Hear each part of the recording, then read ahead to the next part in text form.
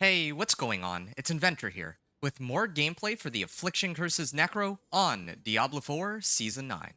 Leveling from 1 to 60 turned out to be ridiculously easy, not quite as fast as the Dance of Nightrogue, but still pumping out hundreds of thousands of damage on Penitent even as early as level 40. I geared up my character as best as I could with 750 item power equipment to start off, so the goal now is to reach Torment 4 as quickly as possible. And this time, I think this character has some serious potential to break my personal best of 5 hours and 30 some minutes on the Season 7 Dance of Nightrogue. Rogue, so let's get going. So I'm going to start off by heading over to Karagar, and I'm going to run some pits. I do have the materials for it since this is no longer my first character. My plan for Torment is this. XP, Uniques, Ancestrals, Tempering along with Aspects, then Masterworking, and finally Glyphs. Let me just open up Pit 20 here. This is usually where I start off when I begin my pit push, and we'll see how far we get, or how far I get. So first, for every Torment tier I pass through, I'll use roughly 50 Paragon points to limit test the build while not having all the Paragon points that comes from being Paragon level 100. You can see here everything's just dying immediately. They're taking almost 1,000,000 damage each, and the radius on this is huge too. But yeah, I'll use roughly 50 Paragon points to limit test the build for each Torment tier. So this way, it allows me to like limit test the build while not having all the Paragon points that comes from being Paragon level 200 plus at this point. If this were my first character of the season, I would normally pick up some XP and Herodic Powers. That would be my first priority. XP unlocks the Paragon boards, which means more legendary nodes and glyphs. Herodic Powers, on the other hand, are essentially free power boosts, like Vulnerable, DR, removal, execute, and so on. As you can see here, I'm even using it right now just to teleport around, right? And when my anomalies detonate, they're doing like almost 10,000,000 damage, which is kind of nuts. Anyway, second, I intend to run Helltides and Whispers for aspects. Helltides and Whispers for aspects, Tempering Recipes, Ancestral Gear, and Boss Mats to get my uniques. There are a few uniques that I do intend to pick up. Originally, my plan was to pick up this unique as my weapon called Bloodless Scream, but I realized that it doesn't actually work with Affliction.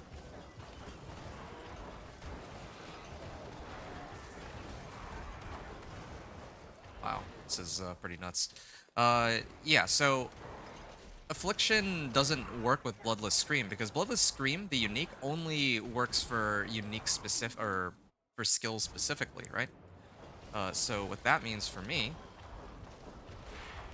I do need a better source of vulnerable. There, that, okay. Well, I don't even think I'm gonna use that as a measuring point for my pit pushing. But anyway, yeah. So Bloodless Scream was one that I was thinking to get, but I'm probably gonna skip that. And what I'm probably gonna end up. Well, I haven't actually decided what I'm going to replace it with, but I know that the other unique that I would want would be the Blood Moon Breaches. So Blood Moon Breaches gives me crit strike damage for just trying to find something here real quick. Yeah, Blood Moon Breaches gives me crit strike damage whenever I hit a monster that is affected by my curses. So that's incredibly helpful, right? I don't know why. Like, did I close it?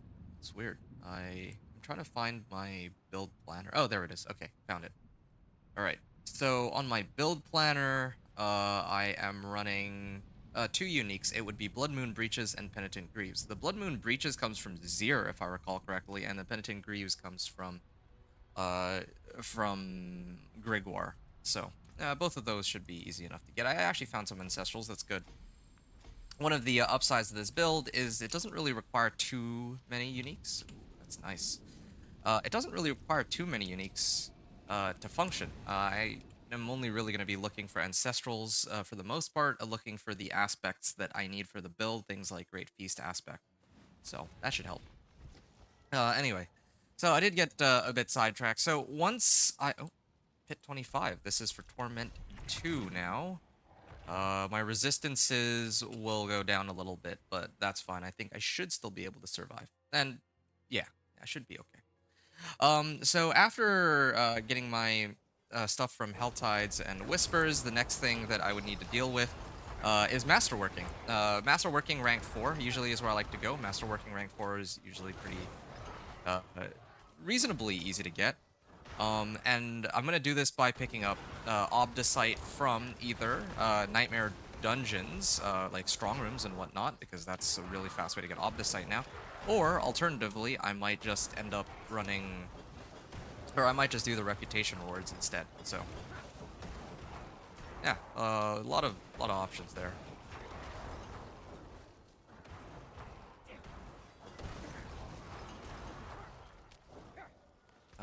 Which way would it be?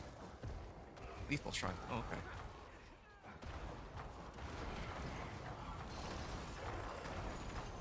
Okay. And then finally glyphs. I don't think that, like, I don't think I'm gonna...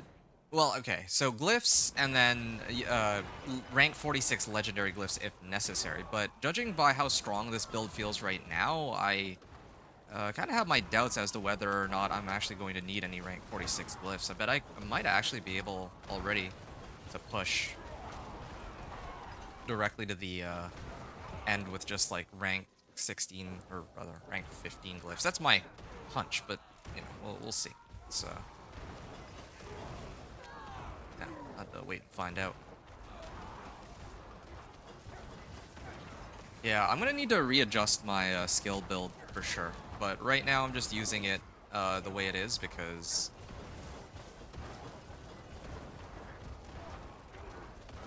Wow. Yeah, I'm using my build or skill build the way it is with all these darkness skills just because I can sort of afford to. I wanted to make this build as like AFKable as possible, but simple reality is if I had like, let's say, Bone Prison or Corpse Tendrils, I think this build would be stronger overall because then I'd have a little bit more utility at my disposal, like being able to apply Vulnerable without having to rely on my anomalies. Hold on a second. Just detonate on this. Yeah, see, I didn't actually apply Vulnerable. So now I need to... Well, I actually still do some damage to him, but... Okay, that was nice and easy. Okay, so that's for Torment 2. Yeah. That was the fastest Torment 2 I think I've reached in a while. Now I'm gonna attempt to push for Torment 3 with the exact same setup that I used getting into Torment 1 in the first place. This is just plain old 750 item power. This is like a fresh character. Fresh character 1 to 60. I didn't use any Paragon points, and still I was able to break into Torment 2 with like actually like 0 difficulty. But yeah, I mean, like I was saying, I definitely need to make some adjustments for the skill build and see if I can get like an alternative source of vulnerable, because sometimes my anomalies don't seem to be proccing it. So more to come on that in just a second. Here I am, Torment 2, taking just a quick break, stretch my legs, and I'll be back in a second.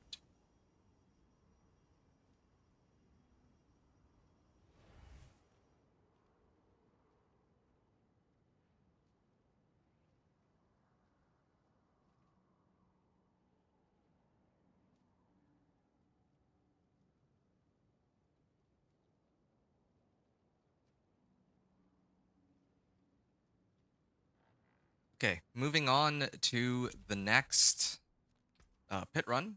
This is going to be pit 25, and I just remembered that I'd like to take a look at my Paragon boards. I don't know if I actually bothered to craft a Paragon board on the build planner. Maybe I didn't. I didn't expect it to be this effective, but Not cult leader, flesh eater maybe. Mm, damage reduction and increased crit strike damage. Okay, yeah, that one could work. They have one for curses. Yeah, here it is. Cursed enemies take increased damage. So I'd have one for frailty. Um, corrupting. I don't know if I really have do any sort of corrupting right now though. And then increased overpower. Nope, I don't use that either. Blood orbs. Yeah. Oh, no, no, no, no, no. Pit 30. All right, so this begins the push for pit. I believe it's pit 40 now, right?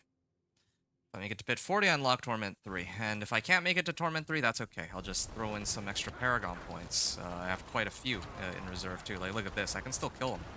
It's really just the bosses, but bosses, I think, are still okay. Like, I can just use my uh, anomalies to deal with them. So that's one big upside to all that.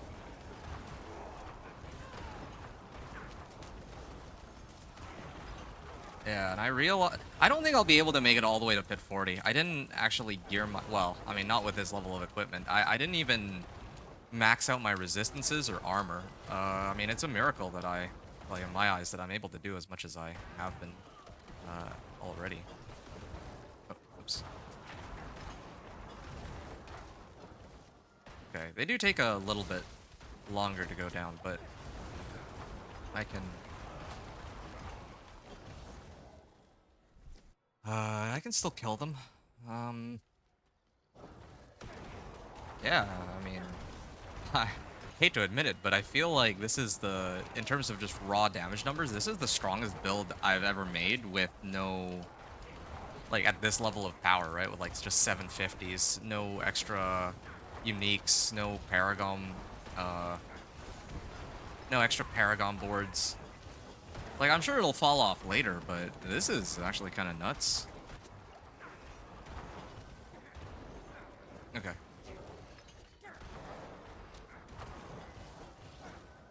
Okay. Well, I do need a way to eat these corpses. I think that would give me a big boost damage. Oh yeah, I also could use Soul Rift. That's the other thing too. Soul Rift would be quite nice to have.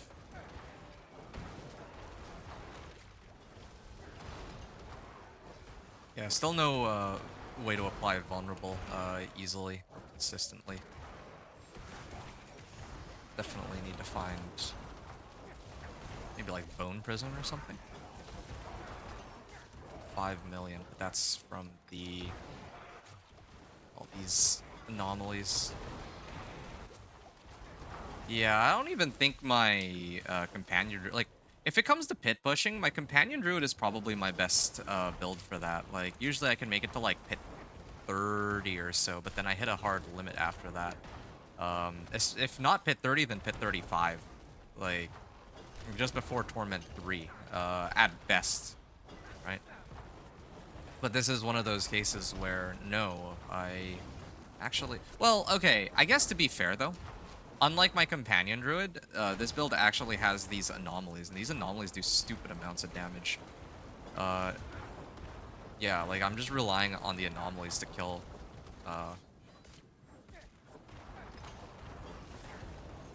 yeah. Like, if not for the anomalies, I would not be doing this much damage. That's just the simple reality there. Okay, still, there was some difficulty there, but I got there. And, I mean, this one's already leveled up. Increased shadow damage. Increased non-physical damage. Yeah, this one seems like a bit of a no-brainer, too. Probably level this one next. Yeah, okay. Control glyph? What's that one? This also helps me, technically speaking, because of the Decrepify. Yeah, I'm just gonna hold on to more gear. Okay, pit 35. This is, again, a nice... This is probably the record for how high I've been able to push with this character. Or with any of my characters on the pit, like coming fresh out of fresh out of like level 60, like Torment 1 or fresh into Torment 1. Managed to speed blitz Torment 2 and now okay, yeah. No, this is where I think this is where I'm going to reach my this is like the best case scenario, like as far as I'll get. I can still kill them, it just takes time. But they hit a lot harder now as compared to before. You know, maybe they don't hit as hard as they should because I have Decrepify, come to think of it. Like, Decrepify max rank is reducing their damage by like, by like a quarter. I am still chugging through a lot of potions, though. Ooh. Yeah, can they please start dropping me some potions? Yeah, they hurt, though. I don't really have a way to... Well, they go unstoppable. I was thinking it'd be nice to, like, CC them or what, but...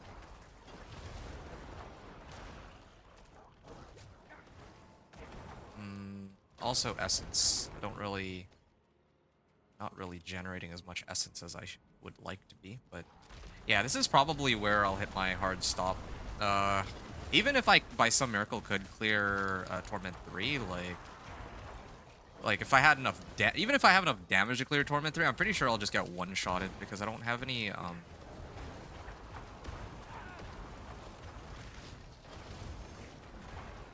Yeah, I think I'm just gonna get one-shot because I have no resistances. I have no resistances and very little damage reduction. I think that, yeah, I definitely have enough damage to clear this. Like, this will be fine. Okay. But... Oh, this is the next area. That's okay. I'm still gonna keep...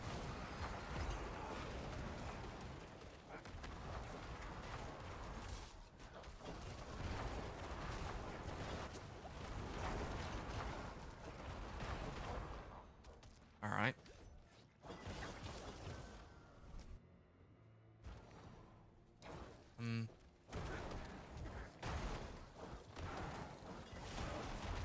Okay, managed to disable some DR on that. Ooh, yeah, they hurt, they hurt. I wonder if they're gonna... Surprisingly, didn't really see too many of them try to hit me with Hellbound or whatever. Okay, trying to pull a bunch of them over. Yeah, this is where... I think that if I had Soul Rift... I actually really think that if I had Soul Rift here, or even Bone Prison, like just some way to apply Vulnerable, I'd get a lot more damage out of this. It's not bad, the amount of damage I'm doing right now, but I'm definitely losing out on quite a bit. I don't mind leaving it as is, though, because right now the build is really just a 2-button build. That's like the beautiful thing about it. No complex mechanics or anything of that sort. Just plain teleporting around and applying curses. That's it. There. Yeah. Could use some more curse size, though. I'm starting to really... Having more curse size is starting to grow on me, or the idea of that. Okay, well, I am running out of essence here. There. Okay.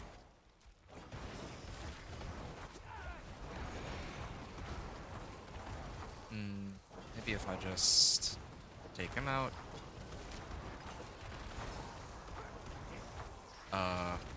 Whoa. I don't even know how I teleported here. I don't even recall my mouse cursor being there, but sure. Got me out of a pinch there. Oh.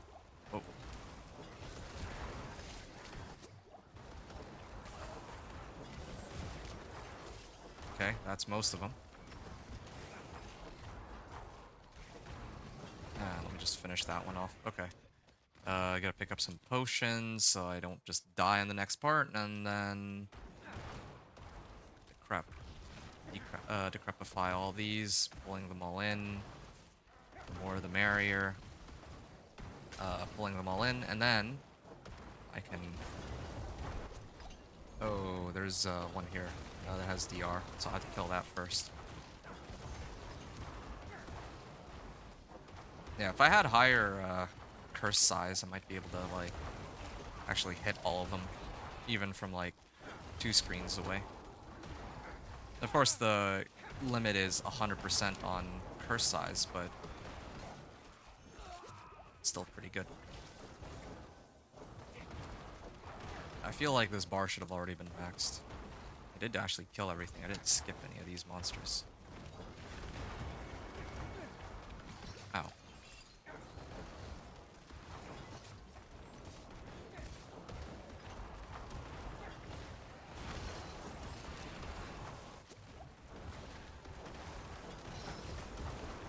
Oh, finally.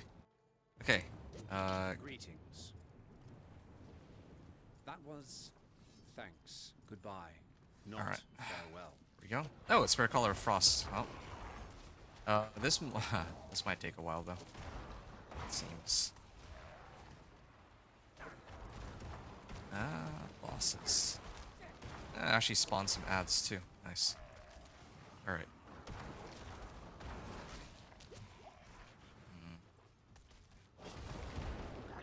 See, I can use the anomalies to do quite a bit of damage as long as I stay alive. But it takes a while waiting for him to regenerate them all. I can at least do this to regen my essence here. That makes 4. I know when I have all 5 because then when I have all 5 I become unstoppable, so... There, okay, so again, that's all the anomalies, all that damage is coming from anomalies specifically. I should just wait for all of them to be up, and then I feel like I get a lot more damage out of it, rather than detonating individual ones for some reason. Don't know quite how it works, I just know that when all of them are active, so I have 3 so far. Oop. Am I unstoppable? Yes, I am. That didn't do nearly as much damage as earlier for some reason. But, oh well. I'm almost done here. Just need one more detonation. Ooh. 3, 4. And I'm unstoppable. So there. That was 11 million damage. Wow, I'm getting a lot of ancestrals this time around. Very lucky sort of run.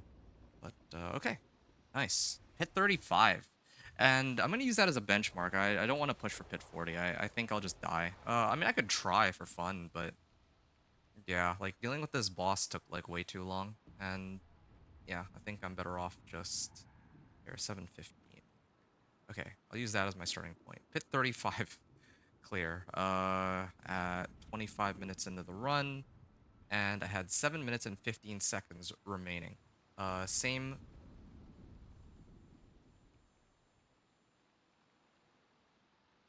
gear as Pit 10. Okay. Wow, that is far and away the furthest I've ever gotten. But again, like I do owe that to the anomalies. If not for the anomalies, I don't think I'd have been able to do nearly that much damage. Is this like oh, it's a Mother's Embrace. I don't know what else I would have expected. Upgrade this, and then I'm trying to see like if there's anything else I can pick up here. I guess I can just try to max out Eliminator Glyph while I wait for any better glyph to show up. Okay, so now the fastest way for me to really pump up my damage numbers here is to just get a couple Paragon boards. I'll start off with that. I mean, the points are already here. They're already available. I also have quite a bit of ancestral equipment I can switch to, but I'll hold out just a little bit longer on that. Let me just double check that for some reason I decided not to make a Paragon board for no, I didn't. So I guess I'm gonna have to make this Paragon board on the spot. So, curses. I'll do cursed enemies, yeah. Increased by 10% for each second they're cursed. So probably gonna want this first. Ooh, resistances. Yeah, this looks like a pretty good one to have. All right. I can get more resistances a little later. So this gets me one board. How many points am I at?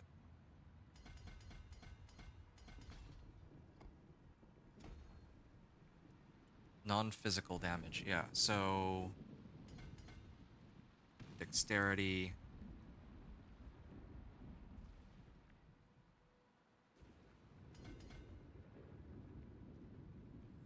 And well, guess that'll kind of cover it for now.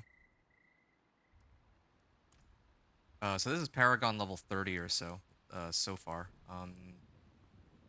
I can work my way over this direction, get some extra attack speed too. Might as well.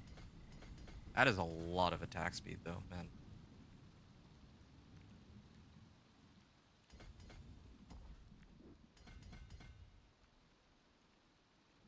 Yeah, yeah, that's fine. Um, and then I'd probably be able to get another board here. Minus 29. That would be what? I'd be like a little bit short.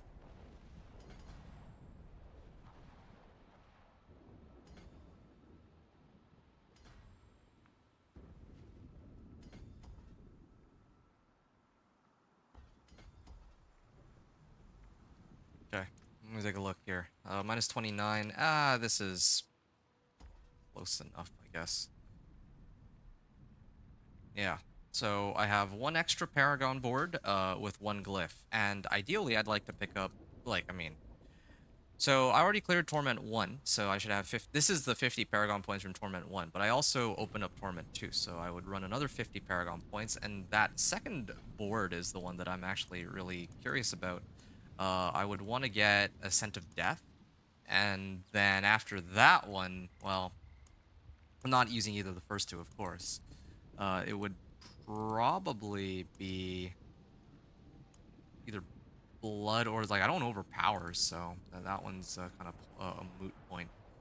Corrupting effects, I don't corrupt, at least not with my Affliction, unfortunately. So I think probably the two boards I'd use are Flesh Eater and then Bone Graft, and then, well, the three boards, I guess. Blood, yes, Blood. Those are the three that would make the most sense. So at least I know which three I would intend to use, but that's for me to figure out later. So this is Paragon level 50 is worth of points. So off to Karagar I go. Now I'm going to try this again. This is going to be a Pit 35 clear. Hey, Anthony, what's up? You're the first person here today. And remaining plus, or I guess, plus 50 Paragon. Well, Paragon level 50. I'll just write it in like that. Oh, I think my potions are about to wear off, so let me get a nice little refill. I'll put up 2, actually. I don't know why I have so few herbs compared to my previous runs, but I'm very close to the end, though, so I just need to do Spiritborn after this, and I'll be getting some rewards, too, from completing this character's stuff, so out I go. This is exciting. This is exciting because I get attack speed on this board, too, so I'm gonna see what speed on 7 million. Oh well, that was with the anomalies though. I don't have enough crit strike chance. That's the other issue. I think I'm being gated on crit strike chance right now.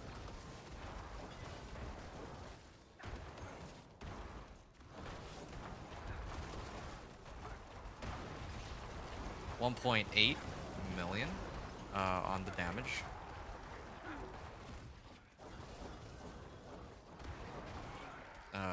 Still needed more essence. Do I have anything that produces me essence, or... Oh, shoot. Okay, didn't think that they'd actually be able to kill me. But I should pay a bit more attention, I guess. If this... the Hellbound thing would just go away. Be nice. It'd be nice if it at least had like a time limit or something, other than I'm stuck on it forever. This was the last one that the Hellbound was the last monster to die.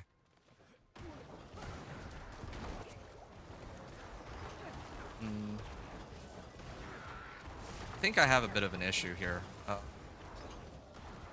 I have like the extra movement speed from my runes, but I should actually replace that with crit strike chance. I think that's more important for these runs than movement speed is.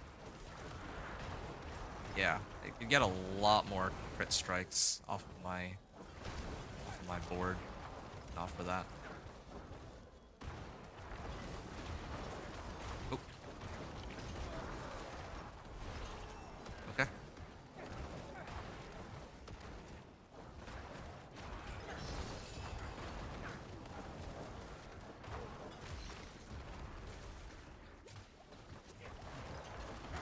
Mm.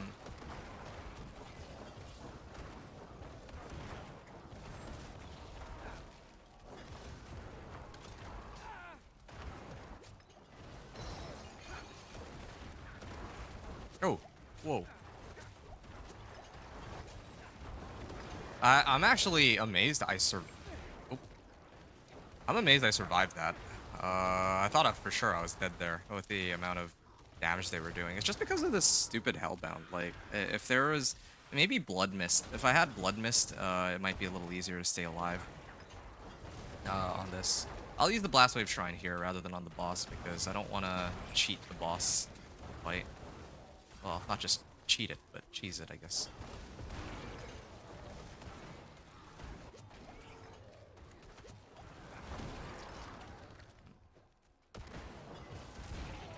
Okay, more Blast Wave. Yeah, I want to actually know how much damage roughly I can do with my own skills and with the anomalies with the boss, so. There. Wow. 12 Hello. Well done. minutes. Thanks. Goodbye. Didn't even need the second location. I do need a way to apply some sort of vulnerable dome. Okay, there. Oh yeah, I do damage with this. Just not enough crit. Ooh, yeah, that's some damage for sure.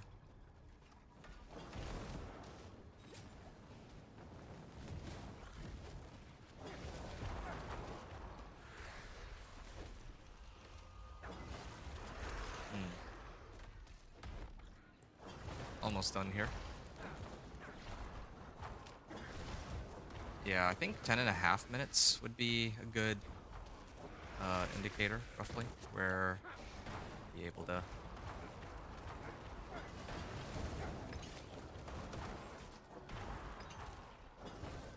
Yeah, I at least have some basic skills I can use to generate myself essence. That's another good thing too. There. Ah. Okay, let me take a look at the end time on that run. I wasn't paying attention to the timer. I was locked in. Okay, so I think I can mark this down as, oh, I'll go with 10:30. All right. 10:30. This was 35 minutes left on the clock. Or no, sorry, this was 35 minutes into the stream, and then I had 10:30 remaining. Paragon level 50 was all I changed. Okay. Now I could try and hold on. Yeah, let me just max this one out first, or try to. Okay, so I could try to run pit 40 here, or I can try running this again, but speed blitz it even harder. What are my resistances at right now? I think I set it to Torment 2, right? I did set it to Torment 2, and these are still how my resistances look. Uh, I could switch it over to Rahir. That would be the easiest way to cap out on resistances. My armor stat would be very low, though. And I think I would need to replace Hardened Bones aspect with Juggernauts. I think those three things together should get me comfortably to Torment 3. If I wanted to go down that route, but I don't, not yet. I'm gonna use the other Paragon points I was talking about. These are the Torment 2 Paragon points now. So, um, I would like to get Scent of Death, or Blood Begets Blood. I don't really produce Blood Orbs though. That's the issue. And I don't overpower, so 2 dead boards right now. Consuming 3 corpses. Yeah, I'm not even consuming corpses, so it has to be Scent of Death. Really, it would have to be Scent of Death. There's no other option, really. Uh, yeah, this is probably how it goes. Increased damage reduction too. We'll get some armor. Well, I don't even really think I need that. If I'm throwing on Juggernauts, then already I think it's GG. Resistance to all elements? Yeah, why not? Um, resistance to all elements. I can get a cluster there. 100 Paragon points.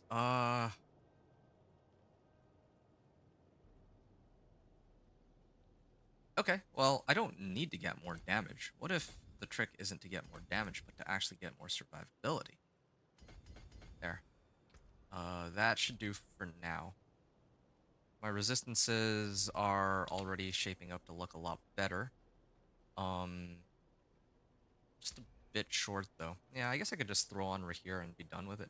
That would be the quickest way. And I can also get one more glyph, too. And what glyph do I want? Take a look at my other glyphs. Oh, Amplify. Yeah, Amplify. If I could get Amplify, that one would be a no-brainer. Critical strikes deal increased damage to enemies that are not healthy. Ooh, that's a pretty strong one, too. Yeah, I got some really strong glyphs I could use on Necro. I just need to pull them up. What other ones do I have? Vulnerable damage?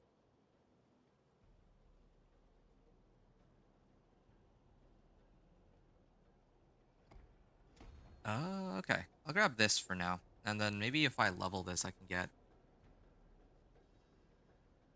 I might be able to get some extra boosts out of that. This 129 Paragon points is where I should be at. But I need to increase the radius a little bit. 15 dex. So I need to increase the radius just one more. And then I get dex here and then dex here. Or here. Either way. So, I'm going to have to run some more to level this up. So, this is... I'll just put it in as Paragon level 100. So this was... If I can just add this bot here. Okay, that's... Paragon... My next run is going to be a Pit 35 clear. I have no idea how long I have remaining. Paragon level 100. So, in the previous... Plus legendary... plus frailty. That's what it was. Plus frailty. And plus abyssal. And plus abyssal glyph. Okay. How much remaining? And then plus Scent of Death. And plus... I'll just put Exploit glyph for now. Whatever. Why not? How much remaining? Exploit glyph. And... Oh, yeah. Another adjustment I want to make. I'd like to switch it. This should be the other way around. So right now I have Qua here for movement speed. I don't really think that's as necessary. I would put this in here. So spend 50% of my maximum resource to gain 10% movement speed, but even that is kind of unnecessary in my opinion. But or maybe I do Aberrant Iron Maiden. Yeah, maybe I don't really need movement speed. What's my movement speed at right now? My movement speed is already really high. I remember that. 180%. base movement speed, and that's before this effect goes off. And I crit enough that yeah, I'm basically at 200% movement speed, so I don't really need movement speed. Uh, Intelligence 1337. Wow, that's on the dot. That's kind of cool. Second. Okay, and then here, instead of stun grenades, I was just using that as a placeholder. I would get, where's my crit strike chance? Whatever. Oh yeah, here, Garrun. Okay, cast 5 skills, gain 25% uh, crit chance. So that's good. That should give me a lot more crit as compared to before. We So, could use the respite, um, I suppose. Pokteb.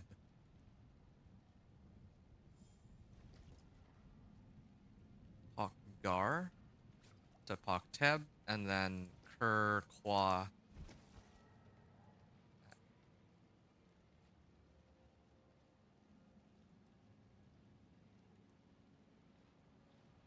Ker Kwa to Ker Gar. Okay. There. Those are the adjustments. And I try this again. And this is pit 35. I'm going to time it one more. Or try to time it one more time. It's just a shame I don't really have enough crit strike damage, I think, on this build. Or crit strike chance, rather, on this build. So yeah, this says 30% crit strike damage, but it's not actually like free 30%. There's 13 million.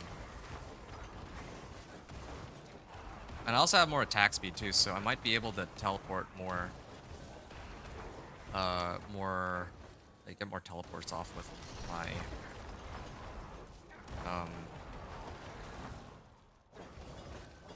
oh, I can't even teleport past these? I can teleport more often with my floaty bauble, which is good. Oh, well, I can just hit these guys. Yeah. Later, I'm gonna need to switch out right here. I think for pit 40, I'll switch them out. Maybe at least temporarily. Just so that I can not like have the so that I can have the resistances that I need for that run. Okay.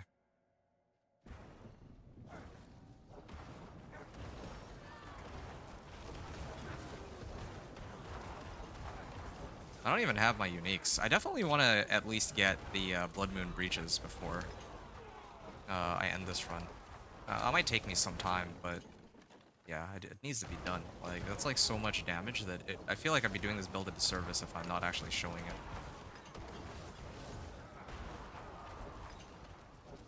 Yeah, look at that. 3 million damage almost. Yeah, I just need to really pump up my crit strike chance a little higher, I think. Come on, warp me over. Alright.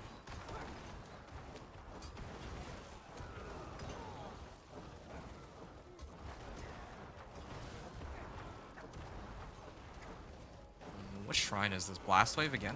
Okay, well, sure. I can't quite reach these monsters, but that's okay. Maybe now I can. Okay. There.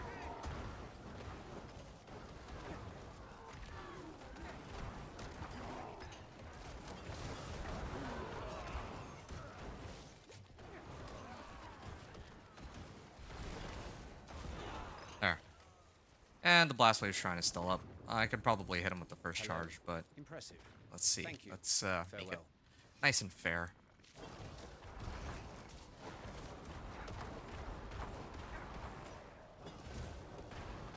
Where's all my anomalies? Did I burn them all already? Probably did, but still. Yeah, Spirit Caller Frost is so nice to deal with. Like, it's not unlike all the other bosses, Spirit Caller Frost has like everything you would want uh in like a boss. Like if you're trying to have the highest chance of success on a run. Since it doesn't have too many like crazy moves. He doesn't do that much damage.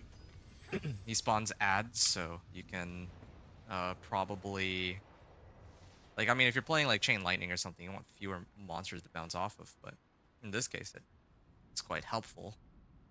for things like, let's say, like a barbarian who needs to use its shouts, stuff like that, right? Uh, I don't know. I just feel like Spirit Caller Frost is like the easiest to fight. And I see a lot of players who pit push are like trying to re-roll until they get Spirit Caller of Frost too. Anyway, that was an 11:53 run. Let me just 45, 11:53. So I'm just gonna put it in as 11:45 remaining. Sure, whatever. Okay. The next run that I do is gonna be switching over. I'm gonna switch Rahir and Subo around, and then I'm gonna replace Subo for Aldkin like I usually do. Oh yeah, right. I was in the middle of trying to do this. Maybe I could do one more run. I kind of want to like level this to. Ooh, increase damage for every close corpse. That is a lot of damage I could get out of that. And I'm also very close to maxing out on this. Hold on. Let me toss everything into my stash real quick. And I'll deal with it later. Okay, I'm gonna do one more run. I just want to level this glyph up. Hey, what's up, man? Manchik? Mansick? Sorry, I'm not trying to, not very good with reading out names here.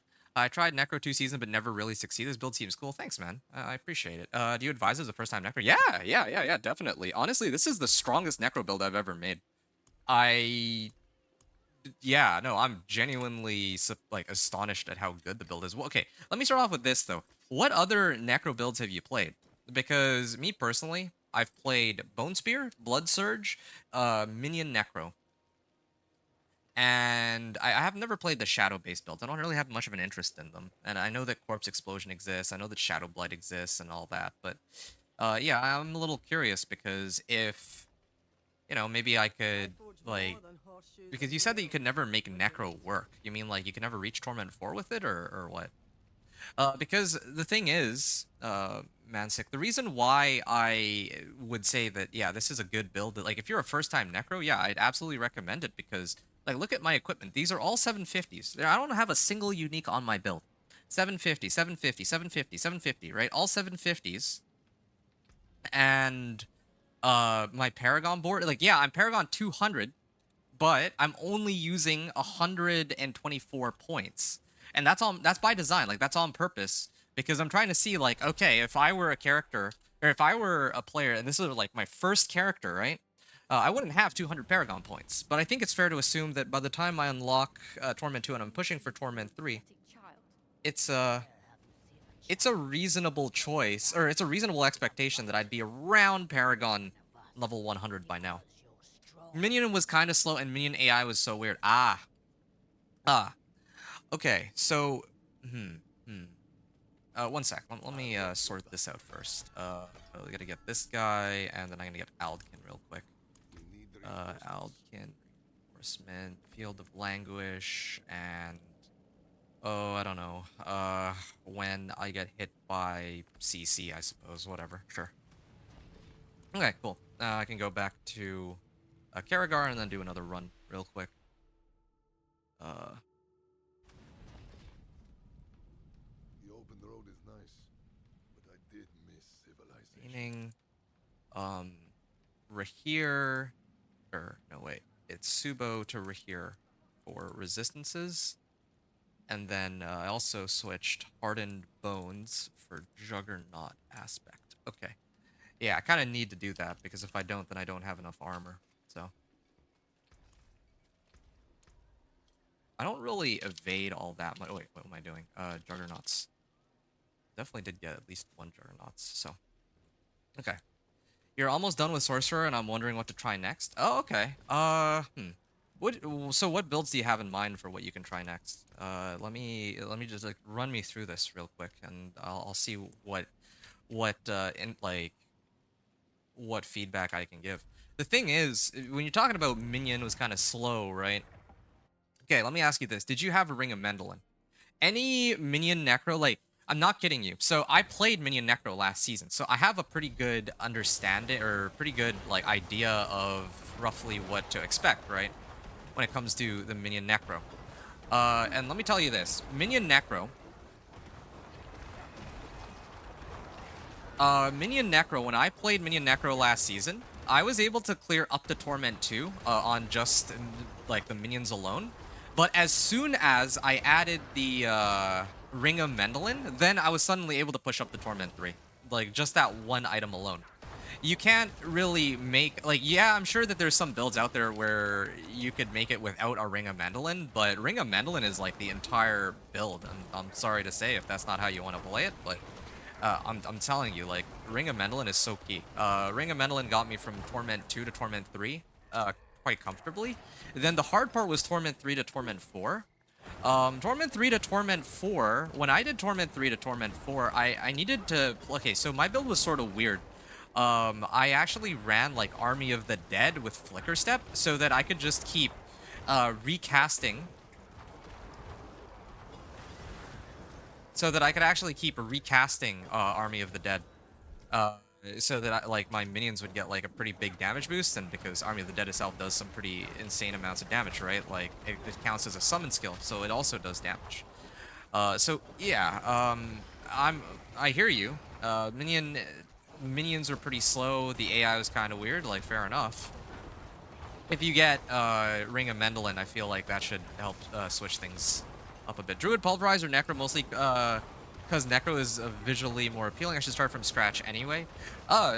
It's up to you if you start from scratch or not. If you want help getting like boosted from like level 1 to 60, I can do that. I just need to run you through some pits. Like I just need to know when you would want me to do that for you to help you out.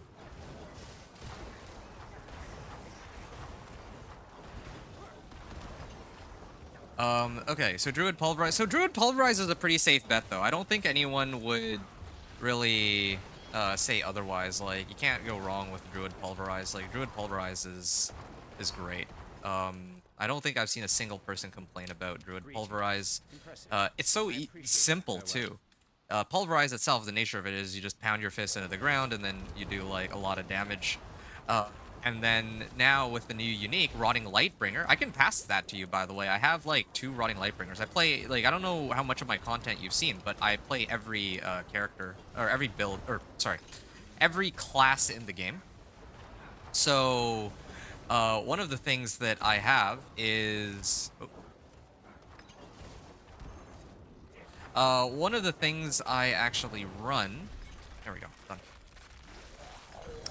One of the things I have is a druid, right? A companion druid. And for my companion druid, I did some boss farming.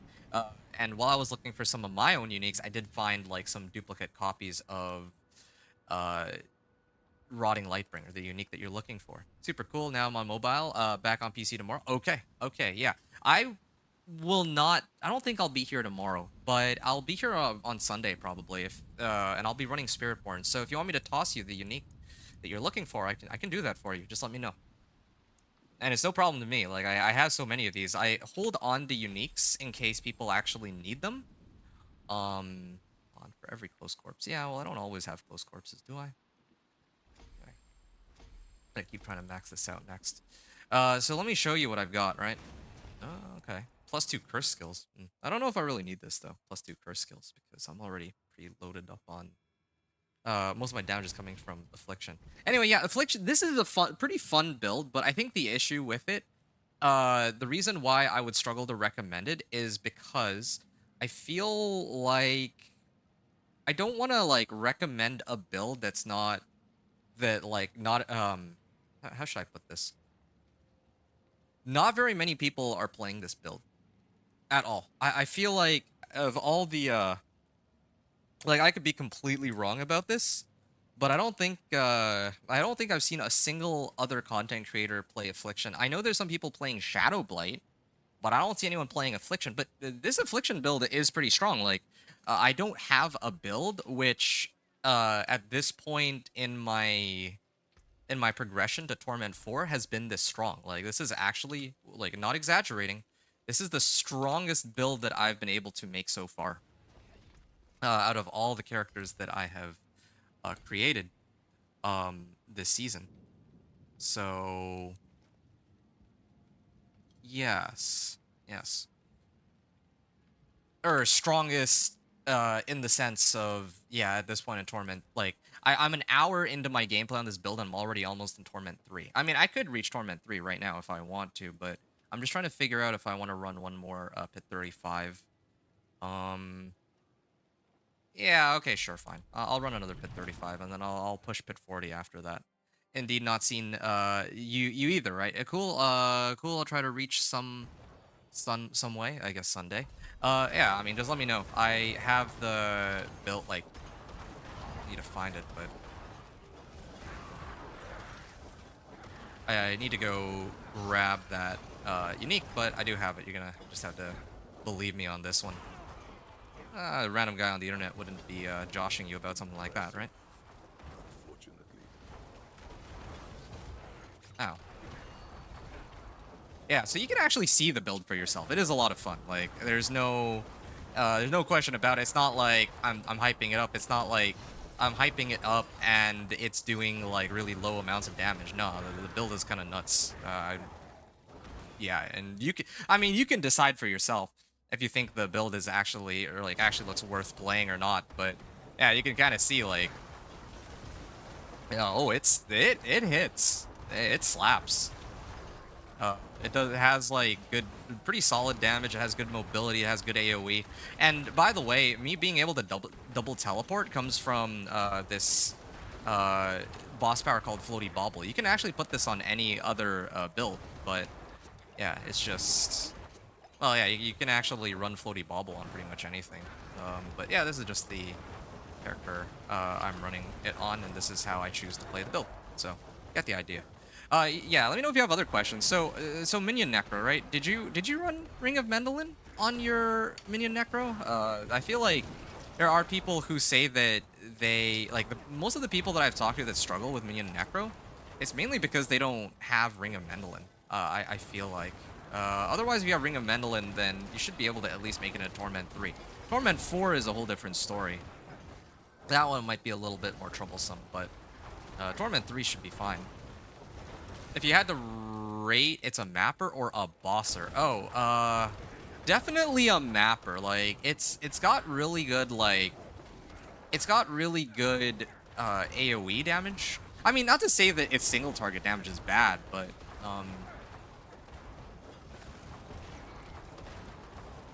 yeah, it definitely shines a lot more when it comes to hitting like big packs of monsters.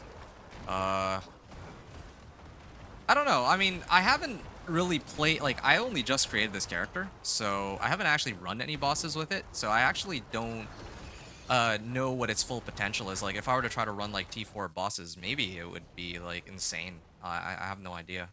I'll try running bosses like pretty soon if you want to stick around for that. Nope, I left it for T4 at that time. I see, I see. Yeah. I should probably just detonate it and 12 million. But the reason why I'm doing 12 million is because of my anomalies. Like, if you see like a damage number of like 12 million, that's coming from boss powers, probably. Oop. Yeah.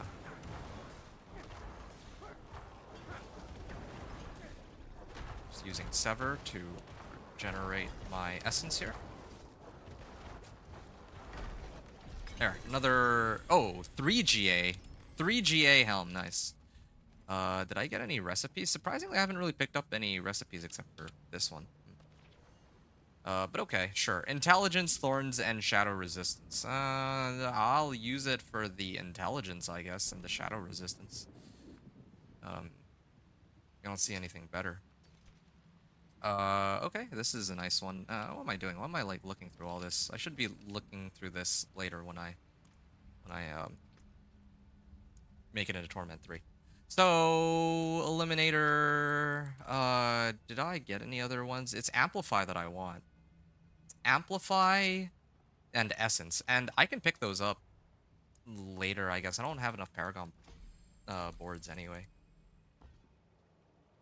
Oh, wow. Failed twice. So, Eliminator at rank 30. It's actually pretty close to 46 already, which is, you know, good. Nice 3GA are quite rare, at least for me. Oh, no, it's really rare for me too, man. This is my first 3GA on this character. Probably for the last, like, 2 or 3 characters I made. This is probably the only 3GA I've found. Yeah, do not get me wrong. It's a very uncommon occurrence for me. Like, yeah, there's plenty of other like YouTubers and whatever. They're like swimming in 3GA and 4GA items, but I'm not one of those people, right? Yeah, I'm just playing here. And yeah, those guys are a lot crazier than I am. I'm just here to put out content where, like, I don't know if you've seen my channel, but the content that I put out is mainly just build guides for each of these characters that are like not as used, right? Um, so on Necro, what do you think the most popular build for Necro is, especially this season? It's gonna be Minion Necro. Like anytime you think of Necro, I mean you played it yourself. Anytime you think of minions, or sorry, anytime you think of Necro, you think of like having the army of the dead and all that. And that's exactly what is gonna be like the most popular build, if not most seasons, then this season for sure. And yeah, I could myself make another like a build guide on Minion Necro. I did one last season, by the way, if you want to take a look at that for reference. Most of the information I gave in that video still applies. It's just that Archmages are like so strong this season because it's like a new item. But yeah, I usually make these like build guides for less common builds. Like this season, like I said, right? You admitted yourself that you haven't seen a single other player doing like Affliction Necro. Even though this is kind of like a cool build and all, no one's playing it, right? And that's why I try to play these like lesser builds. It's more interesting to me than you go to like somebody else's channel and they're gonna be demonstrating like, I don't know, they're gonna be playing some sort of like Archmage's minion Necro. So it's the same thing with all the other characters. Druid, everyone's playing Pulverize, Poison Puddles. This season, I am doing Companion Druid. I do Companion Druid every season, but yeah, this season especially, like, I think that Cataclysm was dominant for like 2 or maybe even 3 straight seasons, and now it's not like that anymore. I haven't checked your YouTube channel, but I will. Okay, yeah, sounds good. I mean, it's just there for your entertainment and for your own perusal, I guess. Yeah, there might be some stuff there that you might be interested in, or maybe not. It's totally up to you, but I'm just hinting at it because, yeah, since you're talking about, like, yeah, I try to play a minion necro, well, I actually do have a build guide video where I talk specifically about making a minion necro. And I'm not running it this season, but again, that's just because I felt like, okay, I feel like it's just time for a change of pace. Like, everybody's playing minion necro, it feels like, this season. Yeah, it feels like everyone's playing Minion Necro this season, and I play Minion Necro like every season, so I want to switch things up. I think I played Minion Necro in Season 7. I think I played it in Season 6. I played it in Season 8. Yeah, and now here I am in Season 9, and I was thinking, okay, maybe I'd like to try something a little different. I was going to do Blood Surge. Blood Surge is a really cool one, too. But the problem is I don't know if how familiar you are. Whoa, almost died to that. I don't know if you're familiar with the changes that they made to the game this season, but they kind of like neutered Overpower, so Overpower isn't even all that strong anymore in comparison to some of the past seasons, right? Oh, lag. I can't, actually. That almost killed me there. I just warped into that pack with Floaty Bobble. Yeah, these guys do hurt, but I'll be able to make it into Torment 4 with this, or Torment 3, I mean, with this setup, and then I can just focus on, like, gearing myself up. That's what it comes down to. Nice. Oh, wrong way. I gotta go down here. Yeah, and the reason I want to make it to Torment 3 is so that I can pick up all my equipment, like Whispers and Caches and all that, and I think that the items do scale with it being Torment 3. Like, as compared to, like, if I were to do stuff on Torment 1, it would be scaled to Torment 1. Same thing with gambling, too. I'm, like, loaded on, Obols. Wait, why am I, why haven't I been getting Obols? I was at 2300 when I started, and usually, running the pit, I get Obols. It's a little strange. I'm gonna have to, investigate that. Cool, exploring new interaction is, like, what makes a game alive. Yeah, man, I'm glad that we share the same viewpoint on that. And whoa, let me just, whoa, okay, There's a lot of explosions. I mean, I'm glad that we can share the same viewpoint on it because, yeah, like, not everybody feels the same way, right? Like, a lot of people, when they... Oh, pulled me in there. Wasn't expecting that. I'm trying to disable this DR. Okay, there. Hello. I'm down to 2 Impressive. potions. Thank you. Hopefully it should be Goodbye. enough. I mean, like, find it very difficult to believe that I might somehow take more than 10 minutes to clear this boss. Worst case scenario, I die. Well, no, I'm not gonna die here. I'm pretty sure. Worst case scenario, I die and then I come back.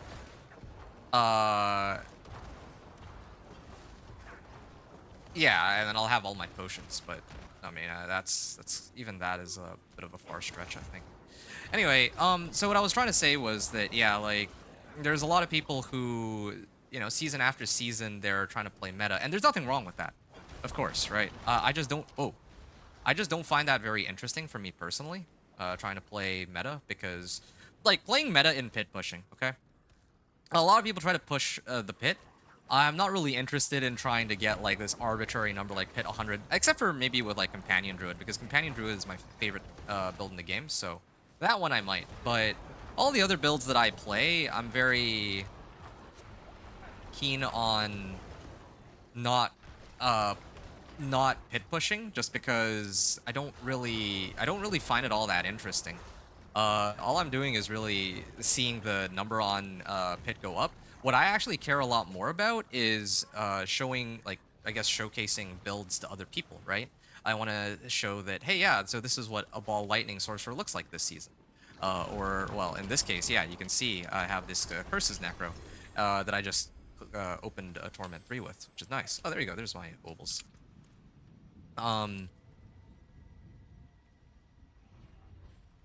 Yeah, okay. So that brings me to Torment 3. Alright. So, did I get any other glyphs? I don't think I did. So I'm just gonna keep maxing this out. I'm already... this is already almost at Elite. Legendary. But, there we are. You use meta as first character form, then if season is good, I try to see other things. I see, fair enough. Do you think that the season is good so far? It sounds like, I mean, if you're making, like, a second character, it does sound like you are enjoying it enough to make another character. Or, well, it's probably got to be a good season if you're making another character, right? Based off of what you're saying. Anyway, yeah. Use meta as first character to farm. So I uh meta as first character. I think that that's what most people do. And I can respect that. Like, meta as first character. Yeah, most people do make meta first character, and then, like, some people play like that. I don't. I always start Companion Druid because it's my favorite build in the game. And I can, well, I mean, in the last, like, 3 seasons, this, like, including this one, I mean, I've managed to get Companion Druid to, like, Torment 4 on the first day, right? And that was, I mean, Companion Druid is a strong build, but I don't think it's meta. I think Pulverize is probably meta right now. Anyway, but yeah, that's fine though. I think that a lot of people do that. They try to farm with their meta character just to save themselves a lot of time. That's totally cool. I usually prefer to play the character from level 1 all the way to Torment 4 with just that character, because there's a bit of a journey associated, right, with that. I am not interested in just playing, like, the strongest character.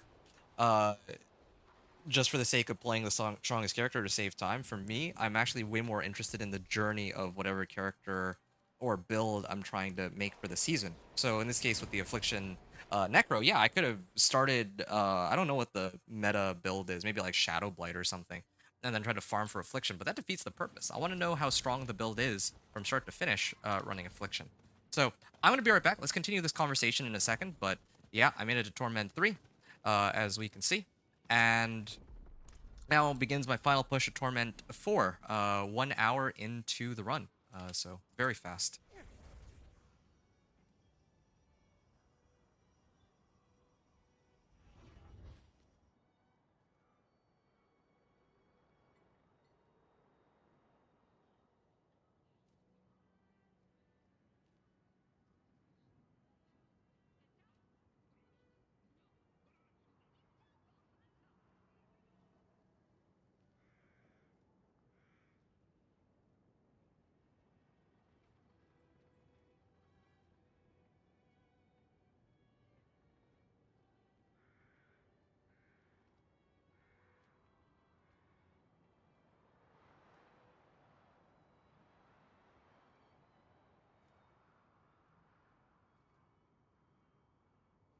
I'm back now. So,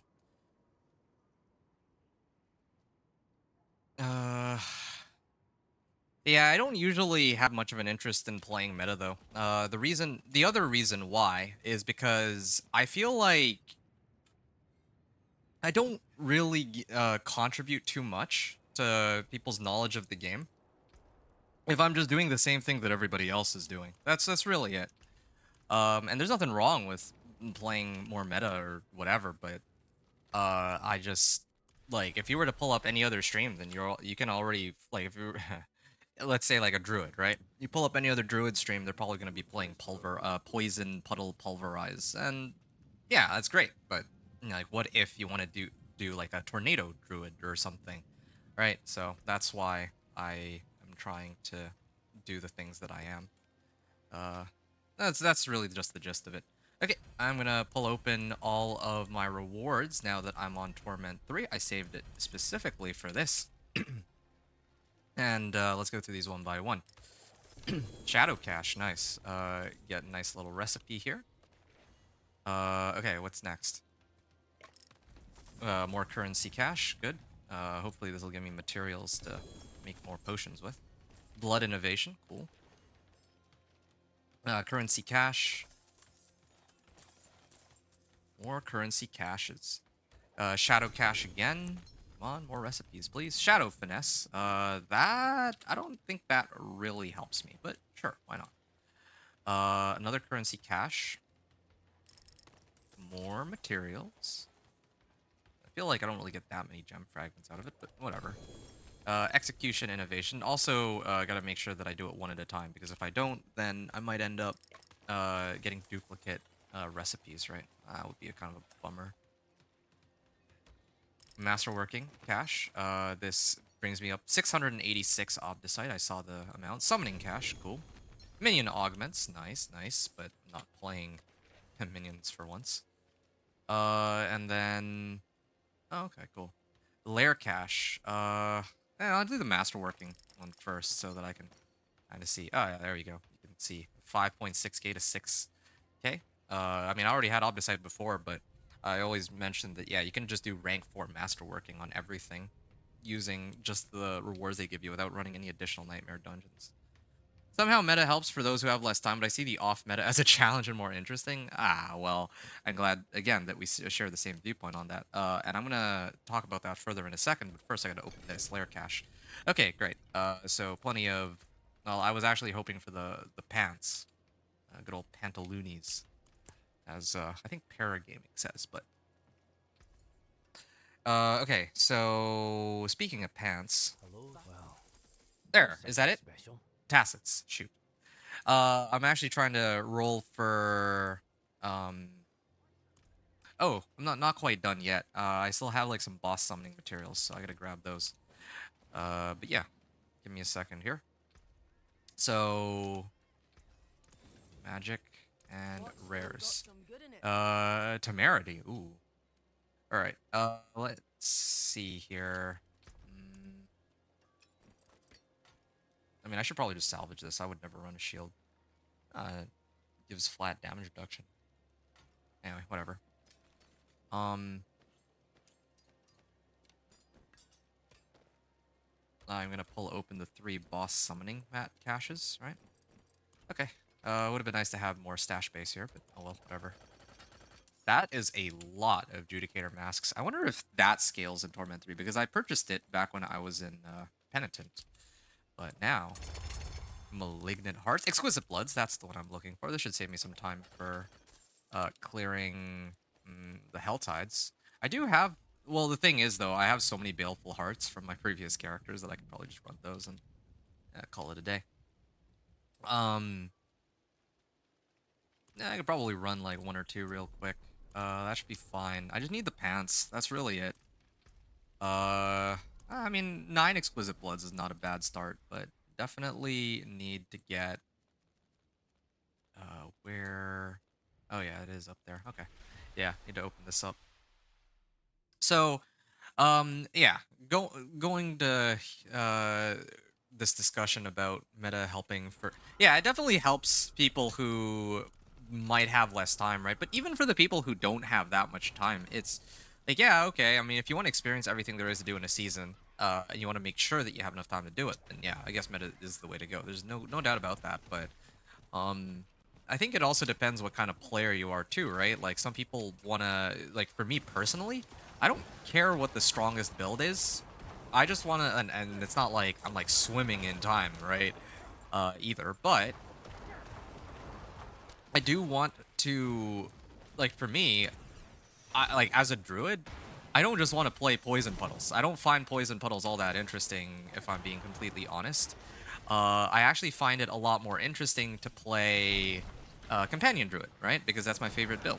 Or if I'm playing a sorcerer, I chose to play Blizzard, and I'll be playing Ball Lightning soon because those are like fan favorites. I mean, I guess in a manner of speaking, that I'm sure that there are some people who'd like a working build for those on T4, but they can't really find it because most of the people who are playing like the sorcerer or whatever haven't really tried to make a build for Blizzard, right? There's only so many, I guess, big content creators, and most of them, if they're gonna make a build this season for a sorcerer, they're gonna do it for Hydra, right? Naturally, that's how it goes. So yeah, I definitely do think that off meta is indeed a challenge, and it's more interesting overall. Like, there are some people who get a lot of enjoyment out of like pushing for higher pits, and you typically for that you would need, you know, whatever the meta build is, particularly Hydra. Or yeah, for this season, it's of course going to be Hydra, but of course, if you're not really all that interested in pit pushing, then there's other reasons to try things out, try other things out too, right?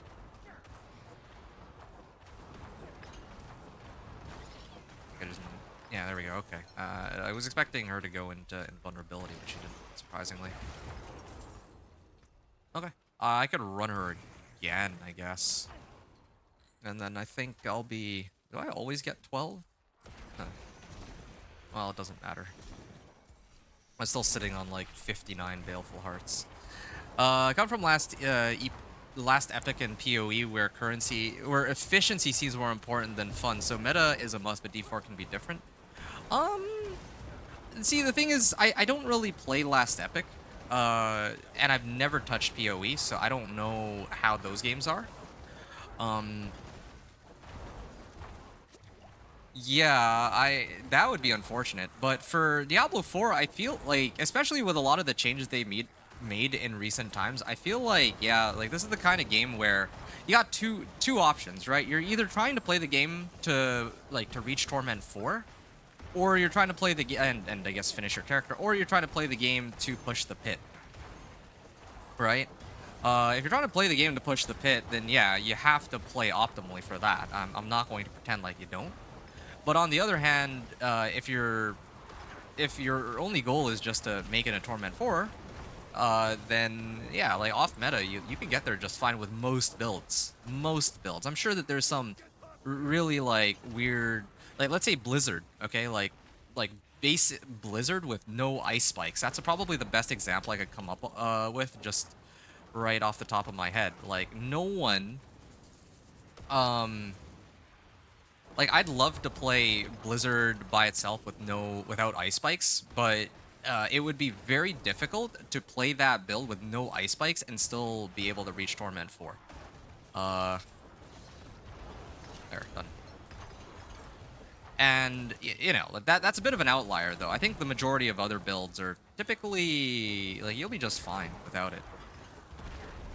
So yeah, I feel like D4 is actually quite strong in that regard. Having said that, though, I mean that's not all sunshine and rainbows, right? If I think about how Slay Hellborn. Okay, hold on a second. I gotta go back to town real quick. Actually, wait, what am I doing? Where's the chest? There should be a mysteries chest somewhere. Oh yeah, here it is. Okay, I'm gonna run up there. Yeah, I guess what I'm trying to get at is just that as long as your goal is just to run T4, or no, wait, I remember. I was saying that, yeah, like in past seasons, like they're like I've experienced this, right? Like I want to like if the goal is to get to T40, you can do that, but I think part of the issue is that some of the content in the game is actually like shared, if that makes sense. Like you have to run things with other people. Uh, so as an example, like Legion events, right? I know no one really does Legion events nowadays, but back in the past, Legion events used to be pretty chill. I used to really enjoy running Legion events, but a lot of the time when I ran Legion events with other people, let's say like in season 3, I think it was, Ball Lightning Sorcerer was just so dominant that yeah, like if you're not running a Ball Lightning Sorcerer, like what are you really doing, right? Same thing with the world boss. If you're not playing like a Hoda Barb or Ball Lightning Sorcerer back in the day, um like you would struggle to I should probably do one hand or gauntlets here. Or should I do leg guards? I mean, I have faith that I'll be able to pull the Blood Moon Breaches from the boss. So let's do gauntlets and try to get like a good pair with like crit strike chance and all that. Okay, I'm almost done here.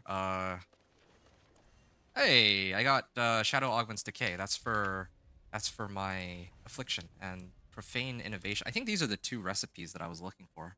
Funny enough, hold on. So tempering recipes, utility. Uh, Profane Innovation. Yes, this is the one. Curse size 31 to 45%. That was the first one. And the second one was supposed to be uh Decay. Shadow Augments Decay. So chance for Affliction to deal double damage. 16 to 25%. So the next, like if I can get like an Ancestral two-hander, I can throw that on, is the plan there. That's the spirit. Okay. Give it a go. Okay. I am like loaded on my stash tabs. So I will need to do like a purge of all the stuff that I have. It's just that right now the highest priority for me is to run the Lord Zir. I could probably take him on T3 if I try to dance around him, but no one got time for that. I can also do the Legion event for more exquisite bloods, but right now I think I just want to try my luck. So yeah, last epic PoE. Yeah,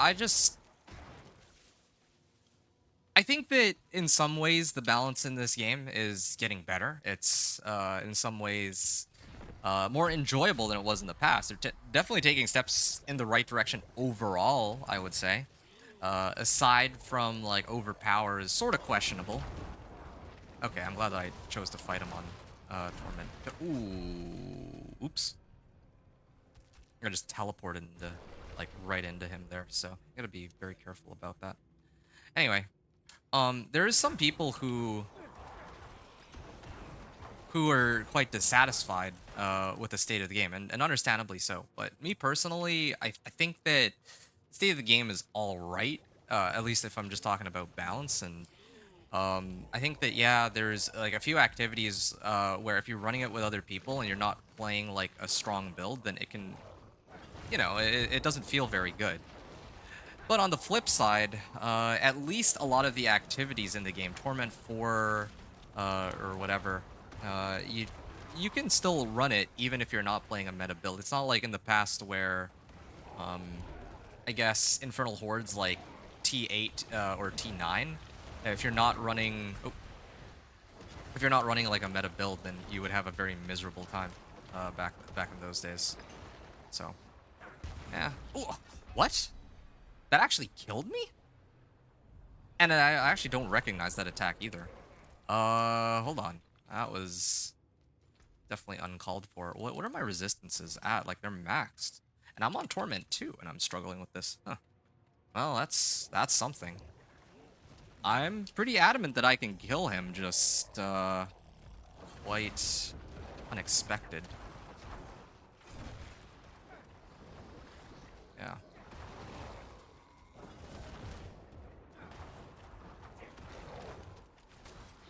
Oh.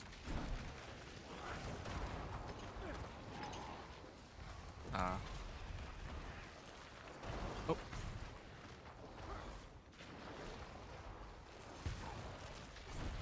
Ow, ow, ow. I may have to adjust my equipment to get, like, barrier or something, because he actually does a lot of damage. And I can't even stagger him either. Unlike, I think with my rogue, I'd be able to stagger him, but this one, not so much. I am running low on essence, it looks like. Use this to drain him. Oh, here. There.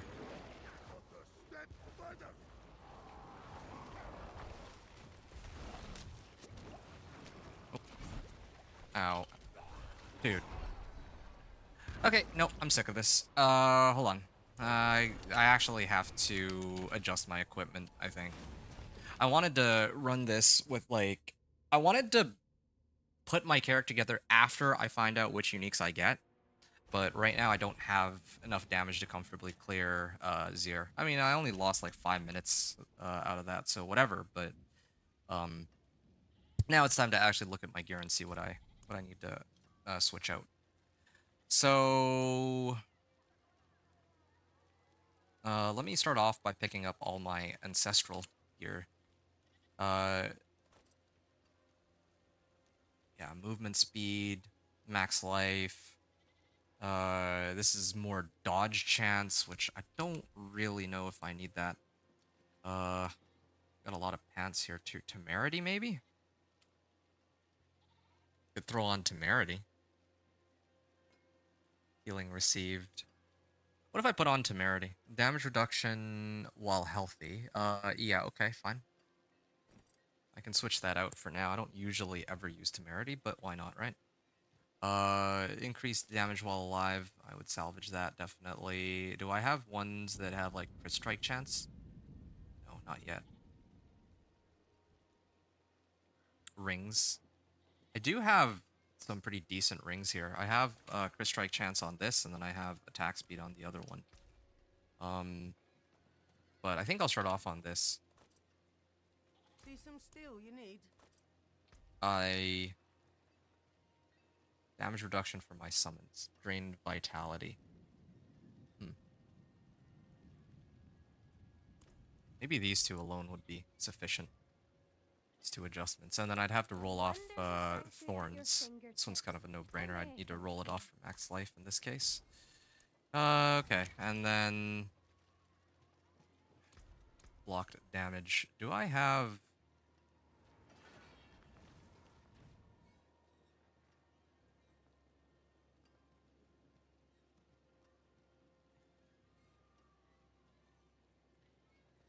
Let's see what else I can like switch out. I don't actually have as much good or as many good items as I thought I did. Can you fortify? Almost. Yeah, almost, but almost not enough. I guess you're right. I guess I could just run fortify. The easiest way for me to get fortify, like right now, is to just switch my powers around. In fact, I should probably already be doing that. Yeah, I should get rid of floaty bauble just for this fight specifically. But anyway. I have way too much equipment right now. Bag of obols and all that. What's still got some good in it? Okay, fine. It's have to do for now. And socket. Do I have topazes? I do actually. Okay. So don't have juggernauts. I think it is supposed to be hardened bones. Hardened bones. Okay. Let's throw that on real quick. And this is for execute. I don't care to execute. I don't care for DR. Just for this fight specifically, I need as much tankiness as I can. So it would be those two, and then I'm also going to apply vulnerable. I think that would be pretty important. I've been kind of taking it easy on that, but I should have that. Why do I have so few like materials? I thought that I had like a lot from like I opened up Whispers or I just finished opening up Whispers and I got like everything else too, right? picked up all my rep rewards, but still, it's not enough, apparently. Okay, I'm gonna try this. And see what happens. Alright, good idea, though, on the Fortify. So, let's see what happens here. 2. There, at least I apply Vulnerable, so... Whoa, wait, what? Doing a lot more damage now as compared to before. I wonder why... Ow. At least I didn't die outright from that, either. I'm unstoppable, which means it might be safe for me to do that. Ooh! Ooh, I didn't even... What? Huh? Is it because I put Vulnerable on him? That did... Oh. Alright. I wasn't expecting that. He just blew up instantly. Pants. Oh, no, this isn't Blood Moon Breaches.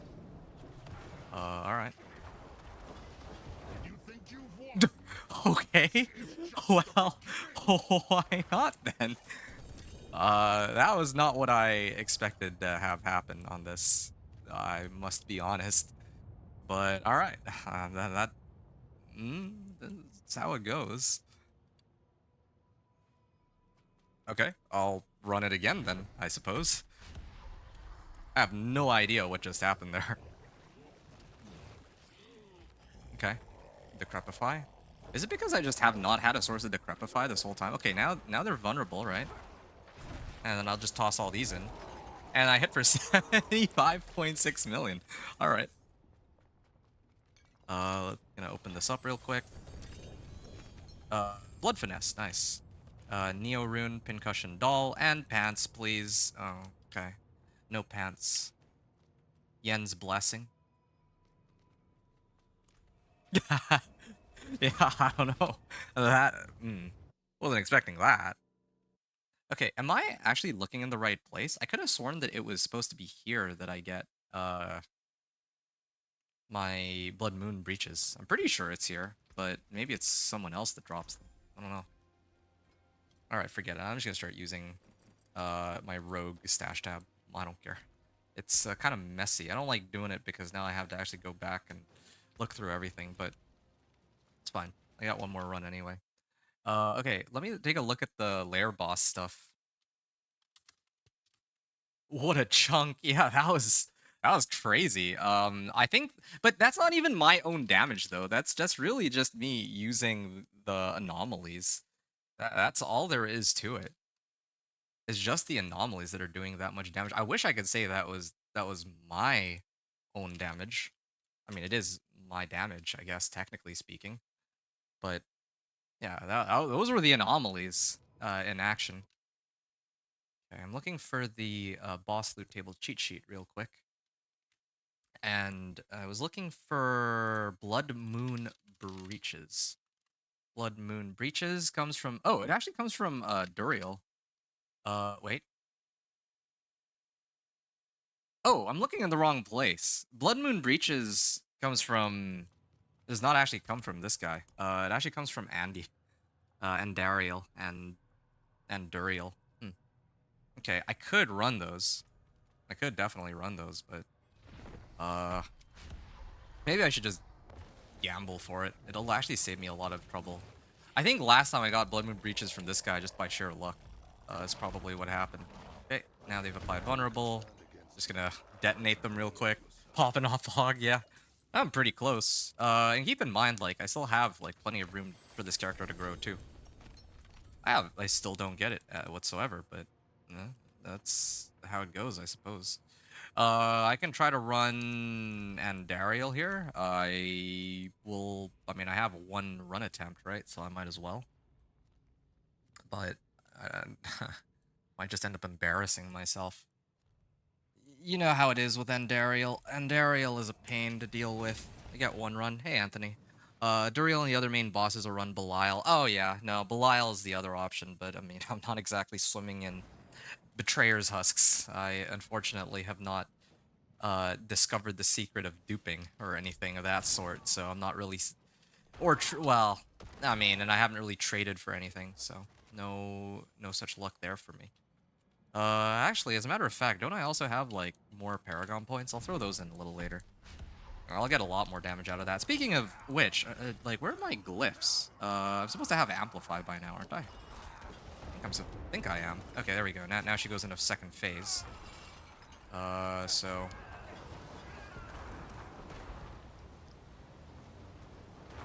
yeah, with this barrier, I'm actually keeping myself alive. Oh, there we go. A lot more survivability than some of my other characters, despite the fact that... oh, she went into second phase, or third phase already. Oh, I have tankiness because Temerity's keeping me alive. It's Temerity. Temerity is the only reason I'm still alive here. Oh, that's so dumb. That's actually so ridiculously dumb, but... yeah, I'm actually immortal. Oh, no, no, no, no. The fact that I even walk through that fire and I'm still alive is a nod to the fact that Temerity is just... I wouldn't say busted, but it's kind of insane. Okay.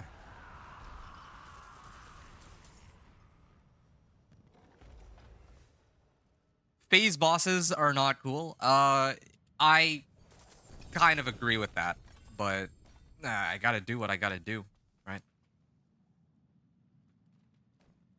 Boots, flicker step. Yeah, I might just leave these here for now, and then they should end up in my stash. So I got one try. That didn't quite work out. I'm trying to see what else I have. What other boss mats do I have? I don't want to do more farming. I really don't want to do more farming right now. I could just burn the rest of my boss mats, like Judicator's masks and all that. I think I might. Yo, you boss farming right now? Yeah, for my character. That's right. All right, hold on a second. So rogue. Did I? No, this is for me. Tybalt's. Did I get Tybalt's earlier? I don't think I did. Anyway, Temerity. I got like a bunch of Temerity. Okay, you know what? It's time. I'm actually gonna start sifting through my gear and trying to figure out what I need at this point. For some pieces of equipment. Let me start off with what I have in my stash. Let me go with that first. So I can get rid of these, but maybe keep this one. I will probably junk most of my pants. I already have a decent set of pants. I should probably keep the set of pants that I have until I find the one that I'm gonna commit to for good.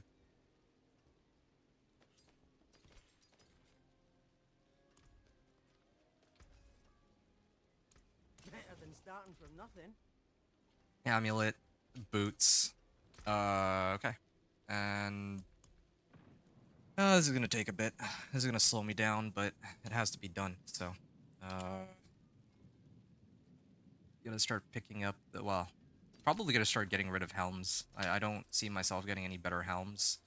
I would love to pump up my helm with, oh, actually, this is a pretty decent chest armor. Hey, hold on, let me throw that on.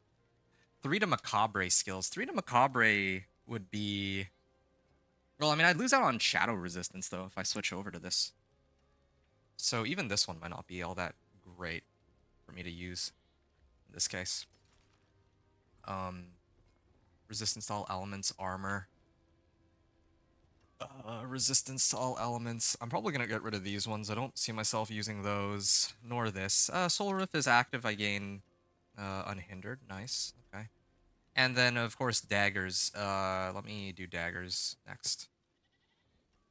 Run Belial. Yeah, so better Belial, but mats are hard to get legit. Yeah, exactly, right? Like, actually trying to farm Belial mats, like, good luck. I mean, I'm not going to be doing that. In fact, I should have already maybe salvaged these, but whatever, sure. Salvage them all. I'll keep these pants. That's okay. This one... here, let me start getting rid of my one-handers. Shadow Blight aspect. This thing for the aspect. This one, resource cost reduction. Two-handed scythe. This could be a decent temp, although I'll probably get rid of this sooner or later anyway. But sure, still, why not? All the other ants that I've got, I can start to get rid of. These ones aren't too bad, actually. Like resistance to all elements and all that.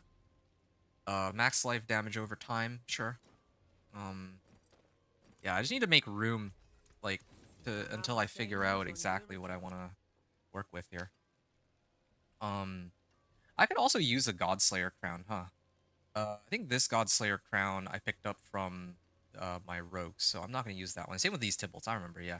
See, this is why I don't like to mix it up, because then I can't remember which items belong to which character.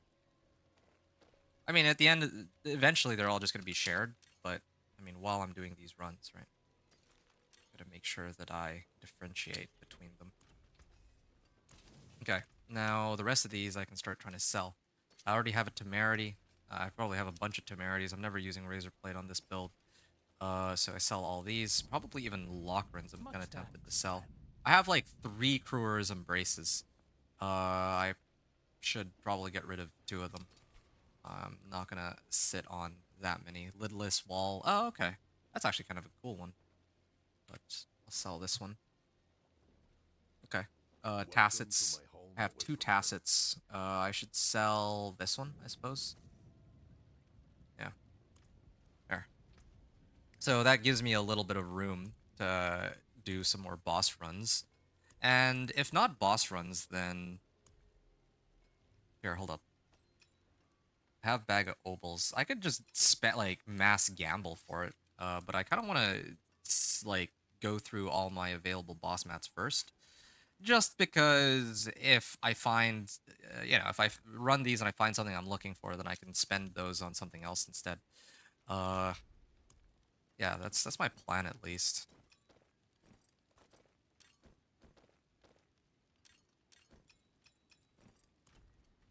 There. Okay. Made a lot of room. That saves me some time. How far am I running? Am I in now? 1 hour 40? Okay, that's not bad. What's next here? Oh, I threw on these topazes. Didn't I have something else that I was running before? I think I did. But I'll go fetch that a little later. Boss mats. I gotta run Urivar. That's who it is. And I think I can just, like, insta-jib Urivar. Urivar? I'm just gonna go insta-jib Urivar with my, my setup here. Just ran through all my boss mats and did not get one. Do I have an eagle horn? I think you might be in luck. I might actually have an eagle horn. Let me finish this, and then I'll be happy to take a look for you. Oh, okay. Yeah, they just run into monsters and they just die. These guys do stupid amounts of damage. I wonder if they, like, let me take a look at this real quick. My curse skills deal shadow damage, and this amount increases. Yeah, they're not scaling off of Affliction, so I have no idea what they're scaling off of. Like, why their damage is so high. Okay, there we go, one-shotted. That doesn't seem remotely fair, but yeah, that's totally what I would prioritize if I were doing a one-to, like a fresh character. Oh, okay, there's some gloves, or still not not quite what I'm looking for. I could do another one. The Pain Gorgers. Yeah, I'll salvage these ones. Yeah. To me, knights. I mean, this isn't the main guy who drops it, so I wouldn't expect him to, but... Shadow Augments Execution. I think that's for, like, Sever and all that, yeah. Two-handed Scythe. 2 of them. I got 2 Bloodless Screams. So this is the one I wanted to mess around with. Your Darkness skills chill enemies for up to 100%. And deal 185% increased damage to frozen enemies and bosses. Now, I think that actually works really nicely with, like, Shadow... Well, maybe not Shadow Blight, but... like Soul Rift, Sever, and all that. But I don't think it really does anything for my build. Like, I can throw it on just to find out for fun, but 2 to Darkness skills. I guess it's an easy way to find out. Yeah, I mean, it's not bad, but it's certainly not as much damage as my previous one. Yeah, I mean, especially because my anomalies are not... Well, my anomalies aren't actually, like, darkness skills, right? So at a minimum, my main boss killer doesn't do all that much damage. To me, night swap! Yeah.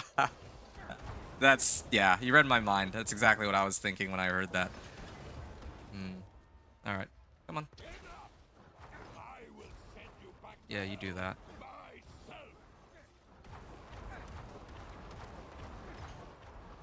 Is he dead? Yeah, there, finally. Cool. Oh, do I not have any more? I guess I already killed him twice?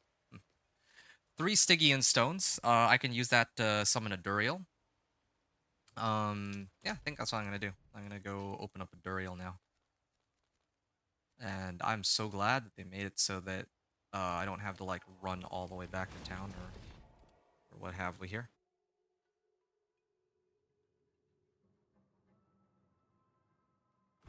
Hey, what's up, Lee? Oh, right. I was supposed to look for your eagle horn, and I'm also supposed to convert my mats to, like, my Stygian stones to Duriel mats. So I'm gonna do that. Yeah, just continuing this character. I'm in Torment 3 already, Lee. It's been a crazy run. So Stygian stone conversion, 3 shards of agony. Yeah, I think that's kind of a no-brainer for me. I got 1 run of Duriel, fingers crossed. Azarath, Butcher's Cleaver. Those are the items from earlier that I left behind. And you were looking for Eagle Horn, right? Eagle Horn. I do have an Eagle Horn. Is it account bound? No, it is not. Okay, so... when do you want to come pick it up? Are you on right now? Yeah, let me take a look. Anthony. Yeah, there you are. Okay. If you come to... Oh, yeah, there we go. Oh, hold on. I think it'd be better if... Wait, how come I can't invite you to my party? Hold on. Let me finish this. I'm already here, and then I'll toss it your way. I'll join yours. Let me just... let me just finish this, since I'm already, like, right next to... Like, right beside the altar, and then I'll, give it... I didn't realize you're already, like, ready. Yeah. Sorry about that, and, thanks for waiting. Okay. Ooh. Okay. Oh, no! Almost. Well, you would have killed me with that. Curse. Ooh. Yeah. You just avoid getting instantly killed by that. Yo, this temerity, though. It's gonna... I mean, when I switch over to Blood Moon Breaches, well, I'll have to switch over to Blood Moon Breaches, right? But right now, like, this temerity is... I'm loving this temerity. Yeah, that's a lot of barrier. Like, I can actually ignore most of the damage from these bosses just off that alone. Yeah. But I do need more damage. Yes. Invigorating Helix, Bottled Wind, Fortify too.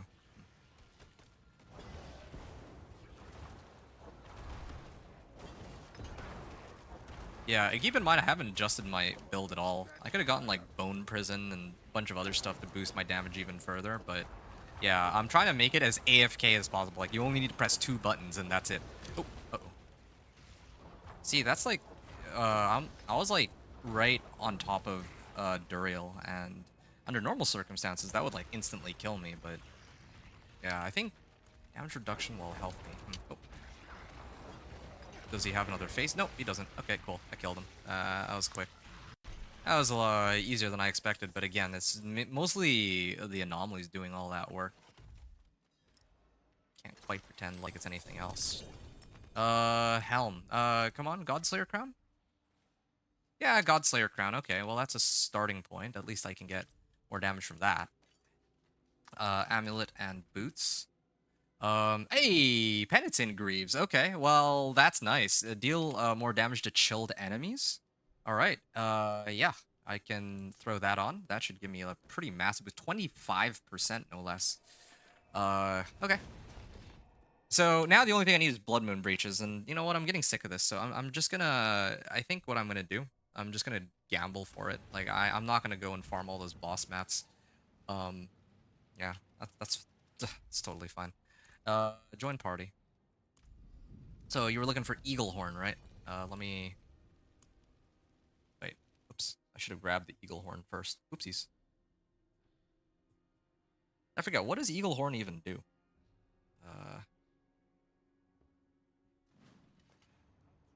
Here you are. Eagle Horn. Eagle Horn. Is it this one? No, that's Sky Hunter. Eagle Horn? Eagle Horn, here it is. Penetrating shot bounces off walls. Oh yeah, that one.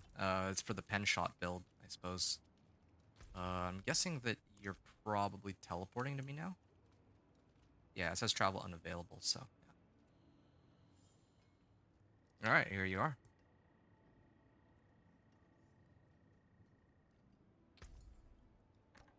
Yeah, so I am doing boss farming right now because I was looking for Blood Moon Breaches on the— oh, no, no, no, no, no, no, no, no, no, no. No, no, no. No, no, no. I'm not I'm not taking items from others for this run, right? Yeah. This is just for free. Although you could have given me like 6 or like 1 gold or something, but that's fine. All right, cool. Thank you though for the offer on that. All right. Now I can start gambling. I stacked up all these materials, so I should get to gambling. I don't know if I'm gonna lose out on a lot of survivability. Like I'm probably gonna lose out on a ton of survivability, but all for the sake of damage in this case. Am I on Torment 3? No, I'm on Torment 2. Okay, well I'm glad I checked. Can I join you on that? What, boss mat farming? Or boss farming? No, I'm done. I'm finished. The only reason I was boss farming is because I actually farmed these bosses, or these boss mats with this character, and I was looking for Blood Moon Breaches, but I can't seem to get it, so I'm gonna have to go to plan B, which is to just do this. Okay. Max life. Yeah, not bad. Ooh, that is nice GA pants there. Gonna salvage all these real quick. Make something new at least. And I think I meant to sell some uniques. I think I just salvaged them. Whoops. You won't. I do so love to see Where are the Blood Moon Breaches? It's gonna be one of those where I'm like looking for the one legendary, isn't it? It's a little frustrating, but I guess that's how it goes.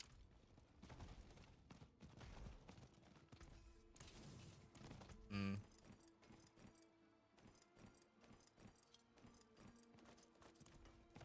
Okay. And gamble a bunch more. I still have plenty of.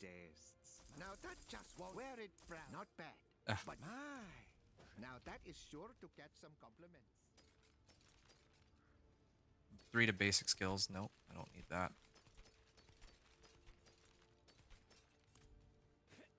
Uh-huh. Well, damn this old knee. Good luck, Gamba. Yeah, thanks. I'm gonna need as much luck as I can get on this. Pants. Pants. Absolutely Tassets. extraordinary. I got unique pants, alright, just not quite the ones I was hoping for. Iron Maiden is now also a darkness skill, and it's a higher roll than the previous one I had. What was this one? Oh, 666 life. I see.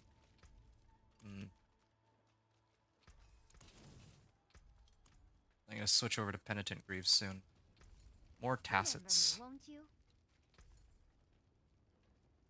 Pants. I do so not. Oh, such a Dude, shame. I still can't find these Now that is Blood sure Moon to Breaches. catch some Wow. compliments. Usually, like, if it's Storm's Companion, I just get it. Just like that. Resistance to all elements reap. I don't need that. Intelligence. If it comes down to it, then I might not have a choice. I have to use the int pants that I get instead. Good mistake to the Okay, and then I also had 1 bag of obols somewhere. Where did I have it? There it is. This is my bag of obols for this character. Okay. Gonna try some more. Pants. Where is just where? Oh, Fortune has chosen temerity. you alone, Wanderer. They've given me temerity and tacits like 5 times now. Like, when can they give me anything other than these useless pants? Well, not useless, like, temerity has been helpful, but yeah, it's not quite the ones I'm looking for, right?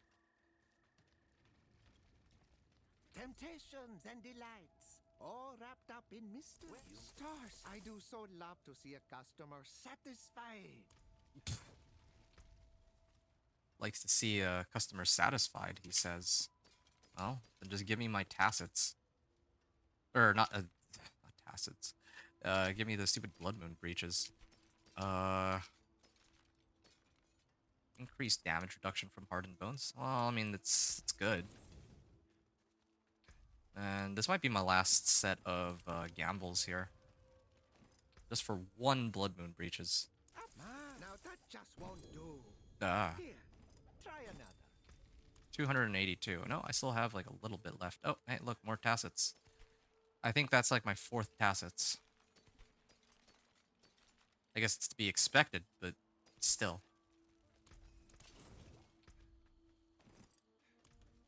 And then my last attempt. Pants. Wear it. Oh, such a shame. Try again.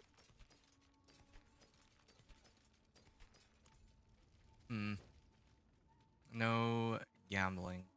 Or no good rolls. I actually should have done the one at Karagar. It would have been closer to the blacksmith. Antipathies from all ends of the My continent. last batch, and I didn't find the blood moon breaches that I'm looking for. Okay. Well, I had to make do with what I have then. So let me see what I'm working with. So, all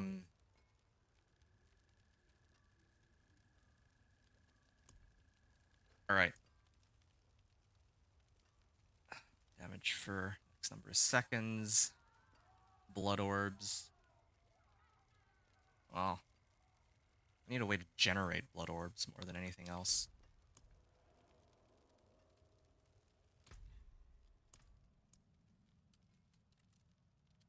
Blood orbs. Consuming a corpse has a chance to spawn a blood orb. Yeah, that does seem pretty important.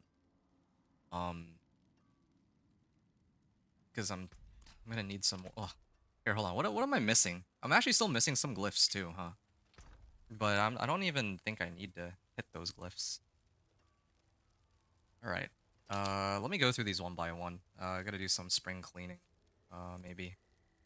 Okay, let me start off with the Penitent Greaves. Okay, Penitent Greaves, like, these have served me pretty well, but I think I gotta switch over to these Penitent Greaves.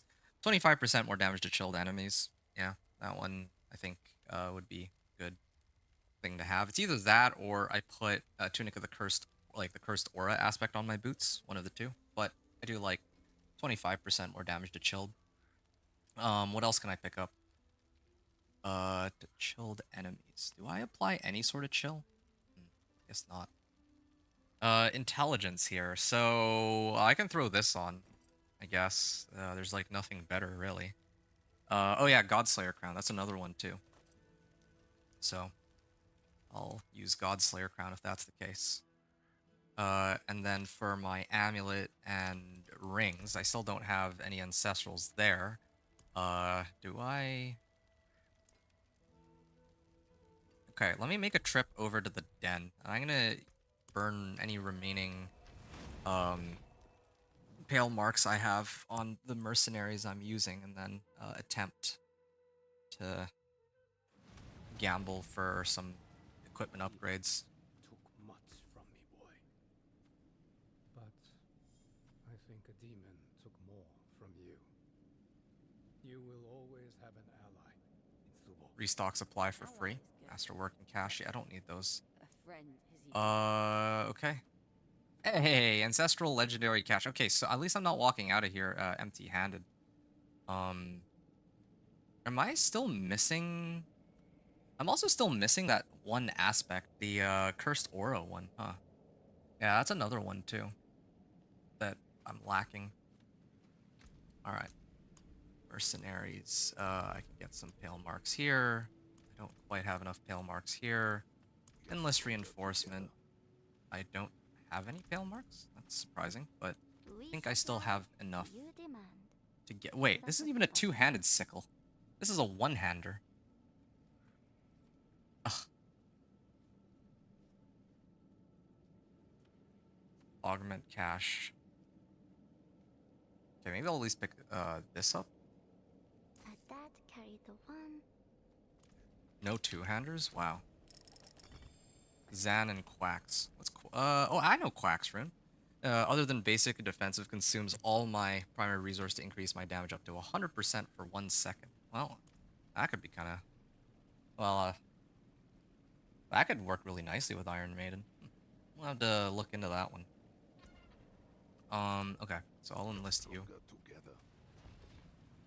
Too bad. This is a disaster. I have no ancestral weapon. And I have no Blood Moon breaches. I guess I'll just have to make do with what I've got then. And I'll try to pit push and see where I get stuck at. But yeah, I am not used to having like so many ancestrals, but they're all like useless. Healing received. Let's roll off healing received, and I want to roll it off for either armor or resistances of some kind. Skeletal Mage Mastery. No, I don't need that.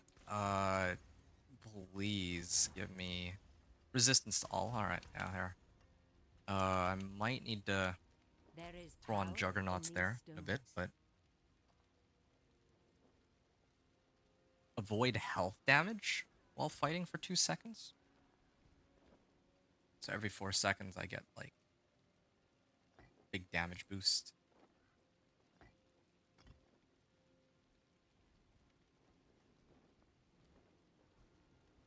Restore primary resource.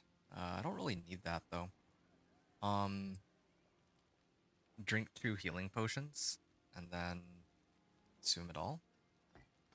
Yeah, why don't I try it? Neo Quacks. Void health damage and then... Well, I don't even think that helps me very much. I get hit way too often for it to matter. Maybe I'll do like double healing potion. Yeah, that could work. Alright. I forge more than horseshoes and nails. Or where's that other rune that I had? I know I had this thing, Hawkteb. But it'll take forever for me to get that. Alright. Well, let me salvage this one. Don't think I'm gonna be switching back over, or I can just leave it, but this is my pants. I could use this for armor. I'll salvage this at least. Salvage this all. Salvage. Hold on to this. Max life.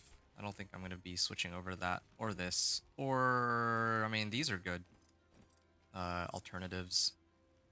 I'm not switching back over to these pants though, so I'm gonna get rid of all of them at least.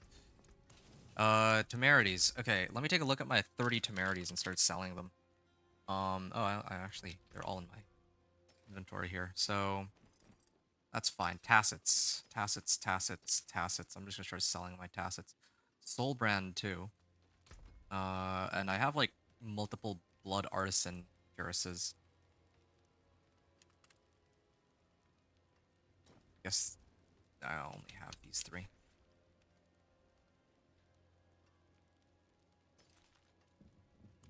Alright, I'm gonna start selling all these. You're on Torment 2 now. When I'm back on, I'll be boss fighting for J Deathmask. Okay, nice. Well, you know, good luck with that. Now the rest of my equipment here. So, had a pretty good rings that I could use. Yeah, I gotta start rolling off some of these modifiers again. Like no ancestrals, unfortunately. I would burnt it all for 1 Blood Moon breaches. Or attempted to. Okay, there we go. Max life, attack speed, crit strike chance. That could be good, I guess. I should have tempered first though. So there is... Well, I mean, there's only one proper option. It's Worldly Finesse in this case, and I'm looking for crit strike damage. And then, I mean, I'm sure that there's like ultimate cooldown reduction, but resource generation is fine. as it is. So this is what I got. And I can actually masterwork this too. I'll probably use this for the time being. Or maybe I'll do the masterworking stuff on all my gear like later when, well, yeah, a little later. I have conceited aspect, which is pretty useless. I don't think I have a way to, like, I'm really generating myself barrier is the issue.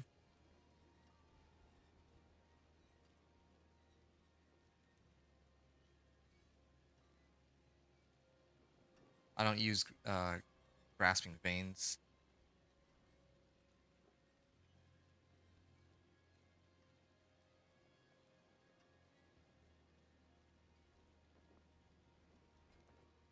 Exploiters.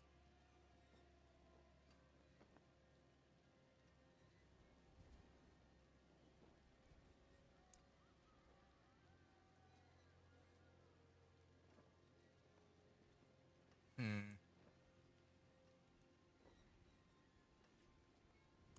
All right. I guess I don't have a choice. Yeah. Well, it increased damage while I have a barrier act. Don't I have something that is supposed to be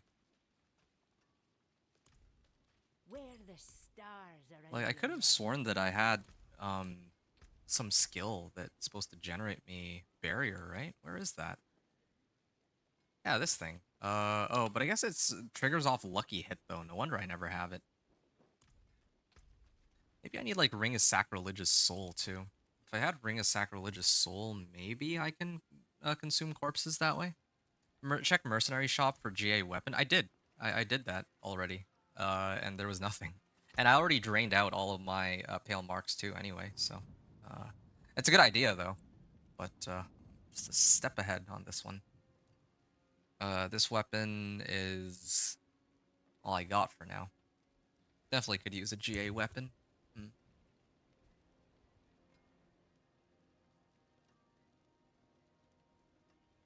Yeah, Lucky Hit is pretty useless on this. Since it's very difficult to proc that. Frostburn, increased fire damage to chilled enemies. Well, I don't do fire damage, so who cares? In fact, actually, whatever. I'm just gonna leave it. Vulnerable damage, movement, speed. So helm. Oh, you know what? Let me actually upgrade my helm at least. I think that one I can safely upgrade and not really bat an eyelash about. That one I would be using. So put these two in. And then I'll masterwork this. So at the very least, this one. Yeah, masterworking this one I think is reasonable. I don't really think I need cooldown reduction. Okay, so that's one down. Boots, leave it as is. What are my resistances? Okay, I need another topaz, it seems. And then this, I'll keep my forge hot. Return strike soon. chance. I see. This one has crit strike chance and attack speed and fire resist. I think I can afford to leave that be for now. The rest of my gear, pants. Oh, maybe I should get juggernauts on these then, if nothing else. And then for my gloves, maybe attack speed, if I can manage that. Yeah, that'd be good.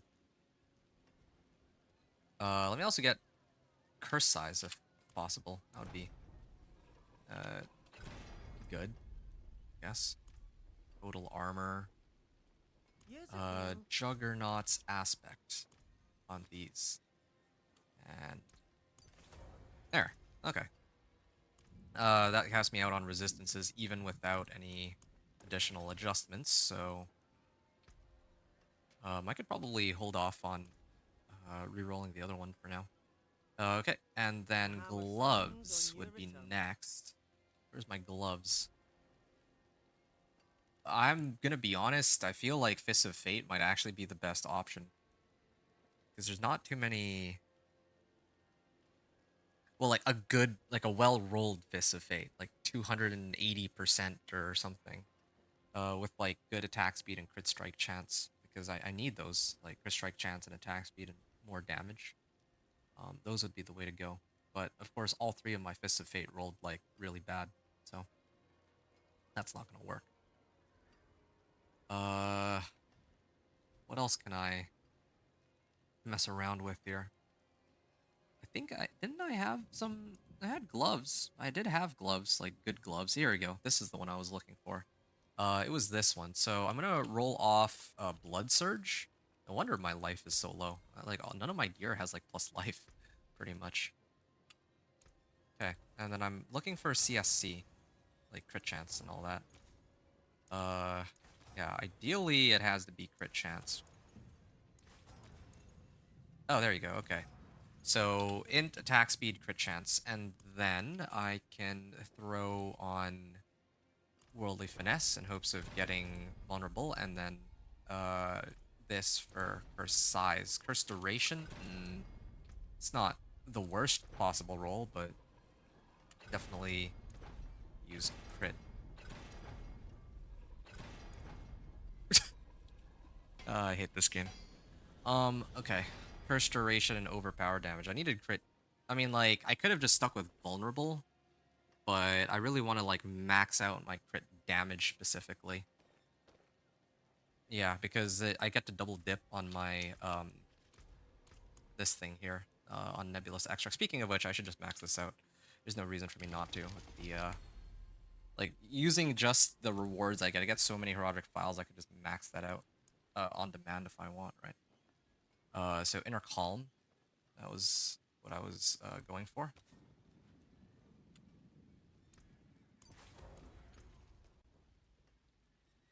Pull them all in. Crit Strike Chance. Penitent Greaves. Tunic of the Cursed Aura. I'm still running this. It's got curse size. Oh, I was actually supposed to replace that though. I was supposed to replace that with like a good chest armor, right? Where are my good chest armors? This one, right? No, that's Macabre skills. I thought I had a GA chest plate somewhere, didn't I?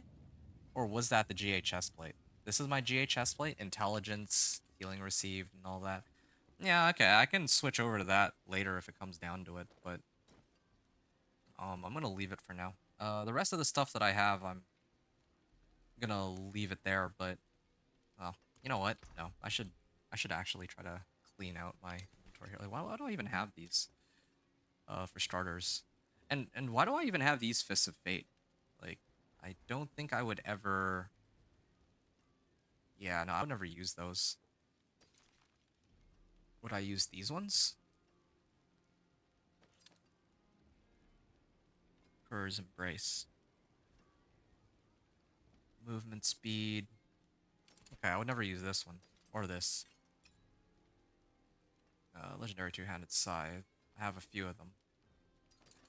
This one I can let go. This one I don't think I'm going to be switching to that again. This one and this one I can sub out.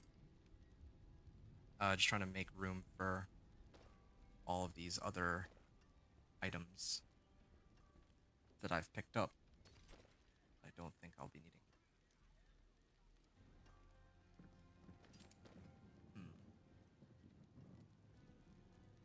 This one's got attack speed too, so I can switch to this one in the future. I'm not going to be using that one. This is a nice amulet, actually. This one, I don't ever plan to switch to that. Resistance to all elements. Mine is better, actually, so I will never use these pants again. Chest armor. These two are pretty good. Okay. I have to go. It was nice to meet you, GG. Okay, yeah, thanks for tuning in, Magic. Hope to see you again in the future, but otherwise, yeah, I'll catch you around. Yeah, hope I didn't bore you to death with all the inventory management at the end here, but yeah, I had to gear up, so what can you do, right? All right, see you soon. I'm gonna toss this. These are my old gloves. Probably salvage that one.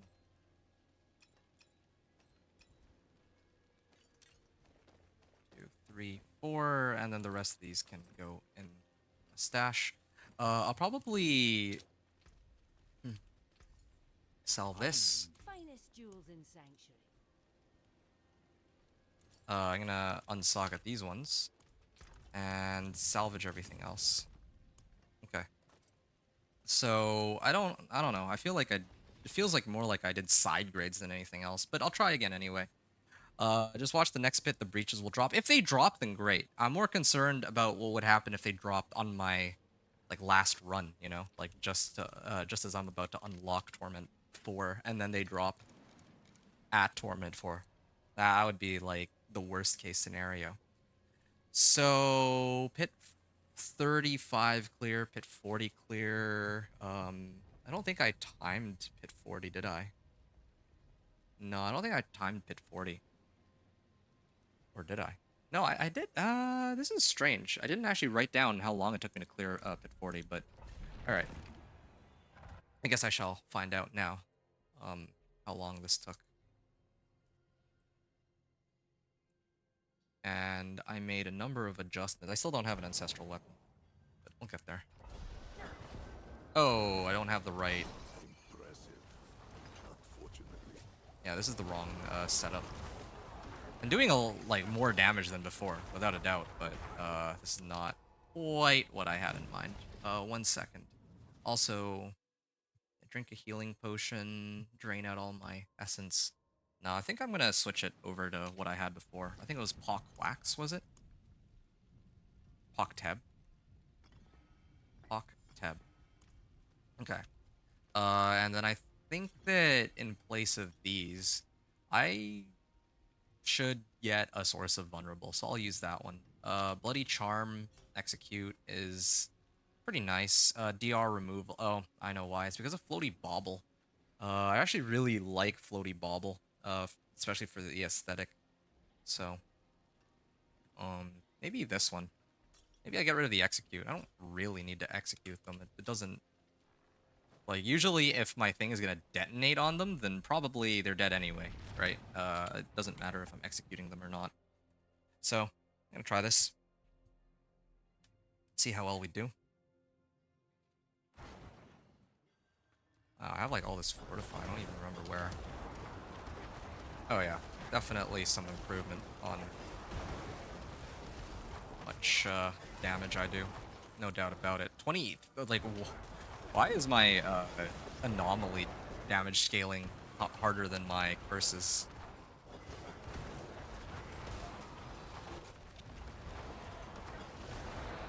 $38 million. Okay. I wonder if I can actually already push it.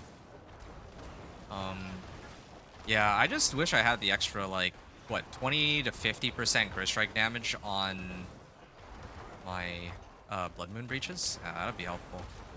But yeah, having all this extra attack speed helps a lot too, right? Oh, okay. I am low on life. Like, actually a glass cannon here. I'm not really producing fortify either, so. Yeah, this actually feels like pit, like, 25 all over again.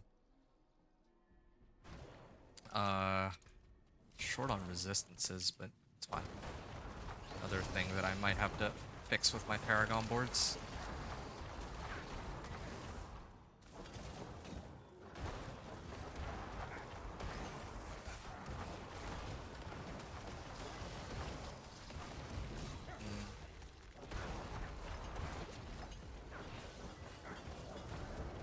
Ah, shoot. Didn't quite make it. Yeah, well, I can feel the difference with all this extra attack speed I'm packing for sure. That's been a huge help.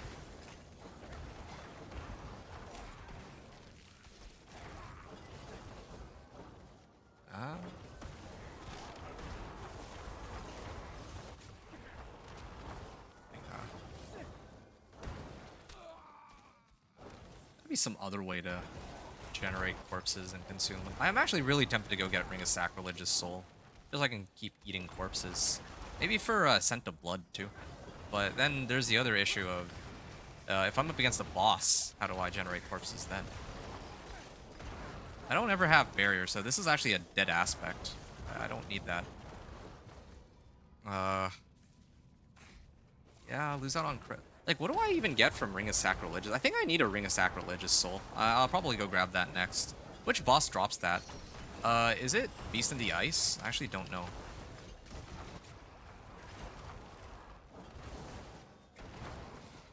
Oh, there. Hello. That was... I appreciate that. Goodbye. Okay. Not farewell. Well, one by itself, I guess, doesn't do that much damage. But still, the fact that I can even injure it is kind of a far departure from the last time I was here.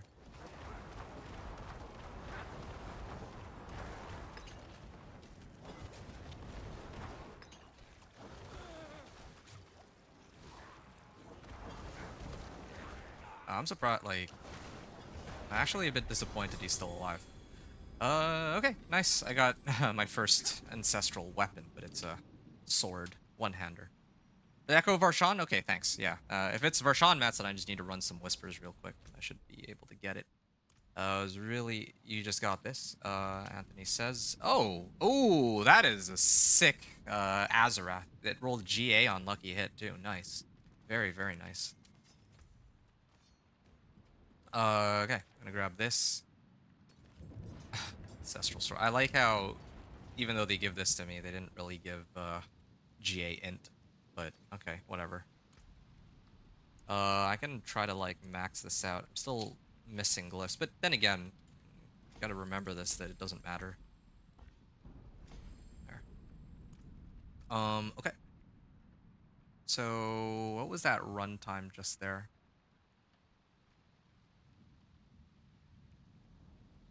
Yeah, 11. I'm gonna call it 11:45 clear. 11:45 remaining, and what I adjusted were... oh, maybe that's why it takes a while to kill the boss. It's because I have Penitent Greaves, which works against all the regular monsters, but not the boss. Not the boss itself. So, Godslayer Crown... Well, yeah, Godslayer Crown. It was a pretty decent roll on that, too. It wasn't like a minimum roll or anything. Boots to Penitent Greaves. I think those are the main adjustments.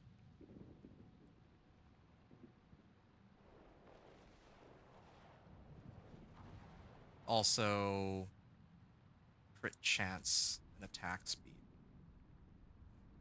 on rings and gloves. Yeah, the crit chance I think really does help. That's a pretty big help.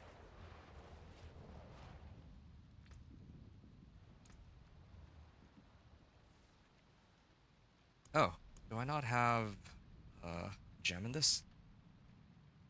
I guess not. Okay. I guess it's time for me to run some Varshan then. Yeah, I could push further. I'm actually gonna push to pit 45. I might as well. I'll probably push all the way to maybe even up to like just before pit 50. What time is it now? Okay, 2.5 hours. Yeah, I'm not gonna be able to. Wouldn't mind that. I was actually aiming to clear this in under 3, but they didn't give me the Blood Moon Breaches. If they gave me the Blood Moon Breaches, I think I could pull it off in 3. But so far no luck there. Pit 45. Have some survivability issues too, but it's something to be sorted out separately. There is power. I'm gonna put on a topaz here on my other ring, so that should have me pretty capped out on resistances for the time being, I suppose.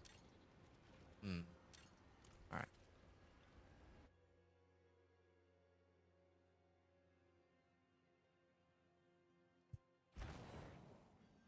Here we go.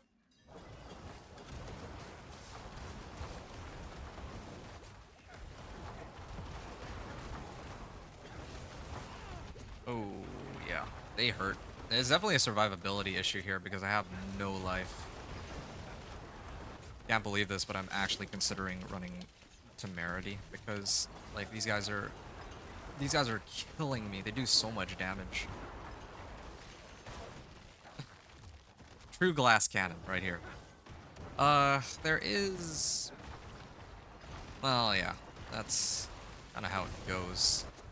If I adjust my powers, I could maybe get Fortify and Healing. And then Barrier. And then I'd be actually more unkillable for these. I lose out on a lot of damage though. I wouldn't have a source of vulnerable and all that. Oh, am I dead? I don't even know where I got barrier from, but oh, he's gonna blow up on me.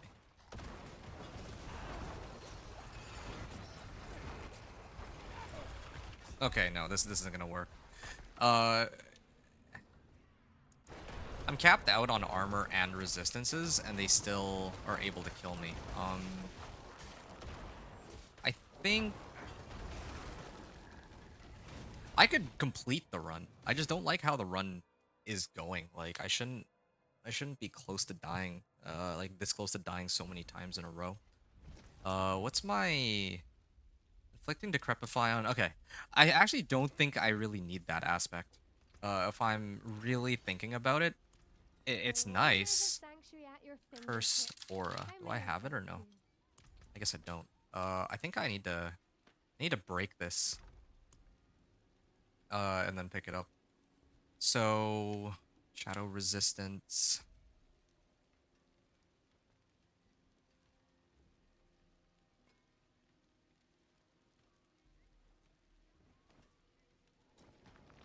Or replace it with this one for now, I suppose. I forge more than horseshoes and nails. What do you need?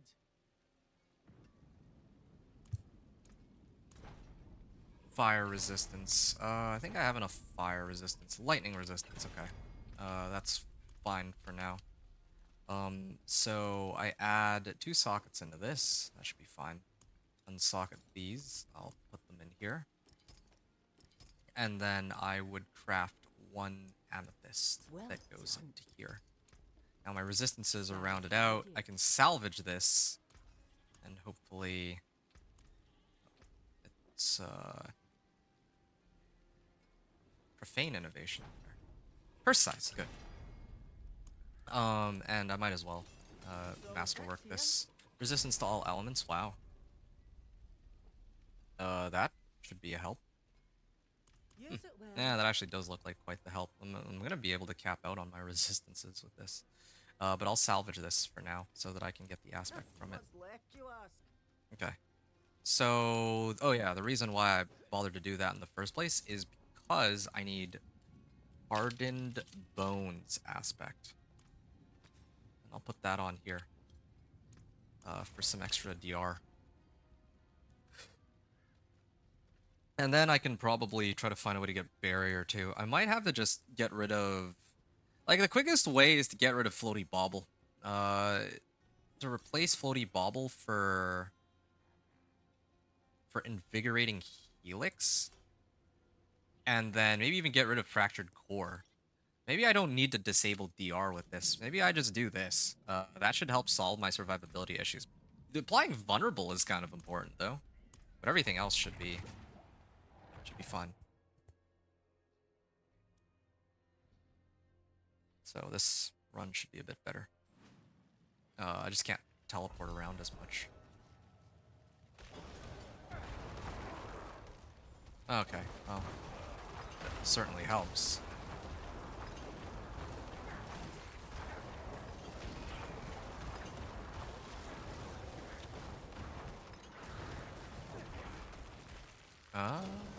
Yeah, it just is unfortunate I don't have as much mobility anymore, but at least my health bar is not moving anymore. Also, this means that I could probably run that combination that I had earlier, where if I don't take health damage, then I get offering. I could actually probably run that. I could run that combination. And then run it with Pock, what was it? Whichever one allows me to like double the damage for like 2 seconds. Or for like 1 second. Wow. Yeah.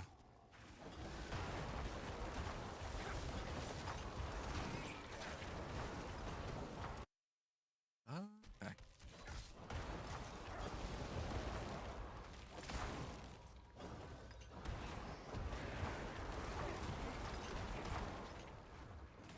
This is kind of nuts. Yeah, I just tanked that, like, head on. I was curious to see if I could survive it, and apparently I can, so.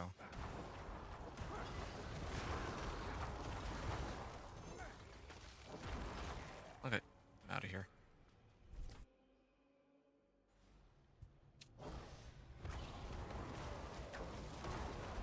Impressive. Unfortunately, Ring of Sacrilegious Soul.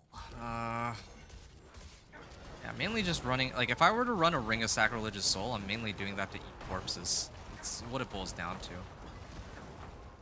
But there are no corpses against the boss, then it might take a bit. But then again, like, what do I care about that? Against the boss, I'm basically just pelting him with anomalies. So, why does it matter?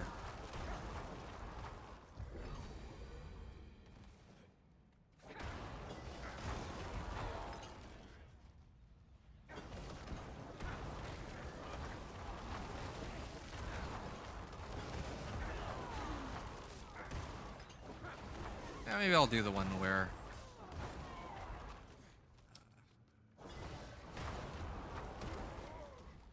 Yeah, I was just thinking, like, if I do use that rune combination, though, then I might have an issue, because then Edge Masters won't be active as often.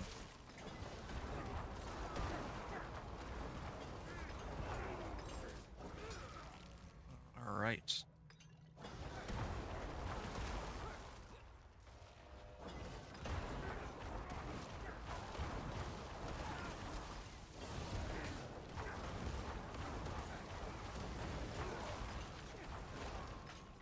Alright. Next pack. Yeah, this is way better than the previous run, for sure. The Fortify, Barrier, and all that are all quite useful. And here I thought it was Temerity that was doing all that. I mean, Temerity certainly helps. It actually, like, over-barriered me, but this is already sufficient by itself, as far as I can tell. Like, I don't think I've seen my health bar go below 100% since the run started. Oh, there. Hello. Well done. I appreciate that. Goodbye. Alright. This might take a bit. Definitely do damage with my hits, but it just takes a while. Like, look at all these corpses. Wait. Isn't forming a usable corpse with the flesh every 1 second? Okay, hold on a second. Might be onto something here. So, I could just do this to keep generating corpses, right? Oh. He's almost staggered, too. It's a bit of an issue, but at least I'm not just going to instantly die from it.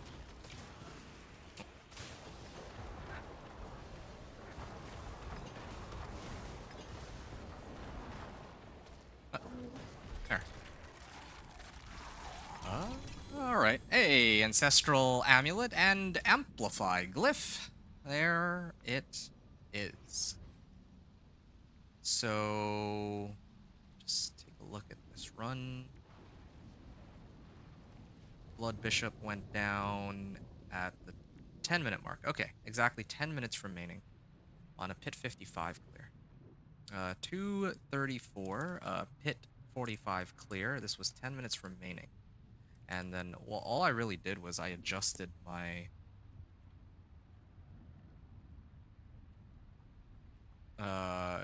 added hardened bones.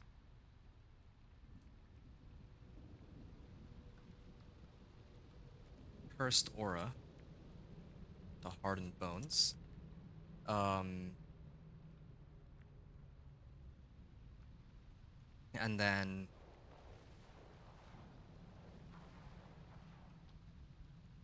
invigorating helix, bottled wind, and then sapping crux as my arcanas. Okay, good. So now I could actually attempt Pit 50. I think I could do Pit 50 if I tried right now, but I think I'm gonna hold off on that for a second. I really do Like, there's actually so much stuff that's missing from this whole gig. Wow, like 5 in a row. Lucky hit. Oh, this is an ancestral amulet, but that's it. That's the only good thing about it. Aspect of elements. Am I running aspect of elements? I'm not actually running aspect of elements. I should run aspect of elements. Why don't I have that already? Well, alright then. This is a maxwell aspect of elements. I'll throw that on, and I'm gonna salvage this. I don't think I'd ever expect to use this. Actually, come to think of it, I just realized I... do I... Like, I actually get barrier now. Maybe that's why I'm doing more damage. Because I have conceded aspect, and previously I wasn't generating any barrier, so that was a dead aspect. But now I am, so that's useful. Now for Edge Masters... For Edge Masters, I could try to roll that off for Aspect of Elements in this case. I put on Aspect of Elements. Here. Put on Aspect of Elements on this, and then I put on Neo Rune. And Quack's Rune. There we go. So now... I'm just going to see how well the build runs. I'm going to attempt Pit 45 again. Same setup, because after I finish this, then I unlock another, like, legendary glyph, right? Or, well, I get my glyph up to legendary. And speaking of which, I still haven't put in any Paragon points. I'm still sitting on 126 Paragon points. But yeah, I could use, like, another 50 points if I want. Based on how I do my runs usually. Okay.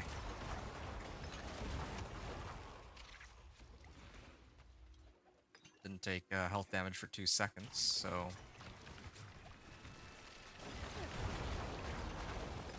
Oh, yep, there it all goes.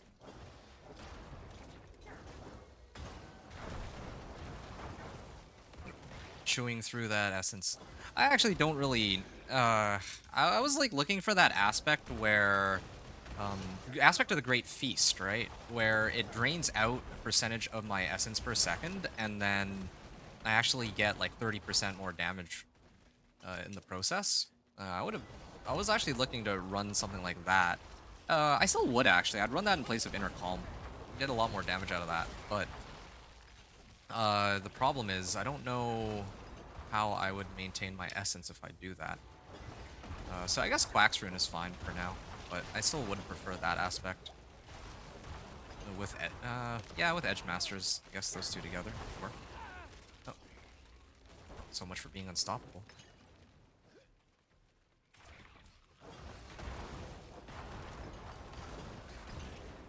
Wow, everything's just dying so fast.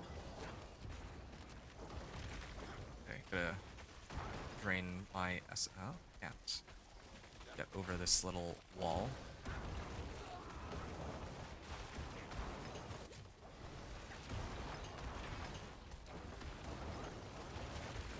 Oh. Maybe I need a better way to generate resource or something.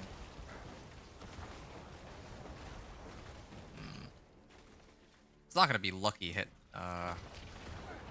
because Decrepify doesn't seem to have any. Ooh.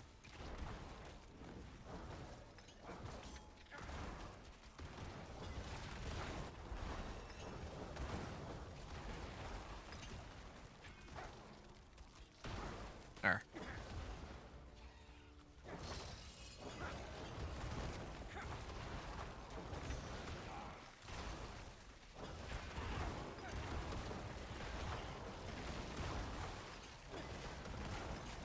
Okay.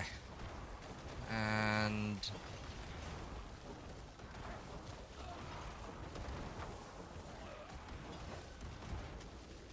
why are these guys still alive, actually?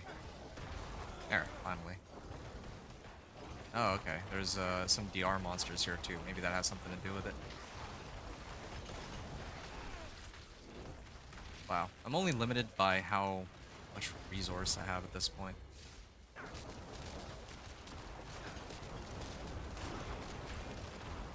That is a lot of attack speed. This is next area, but I'd like to stay in this one.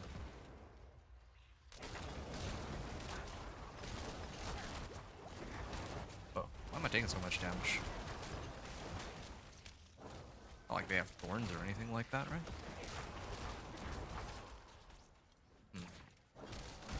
It is a little annoying to have to juggle how much resource I have, or how much essence I'm sitting on, if I'm being honest.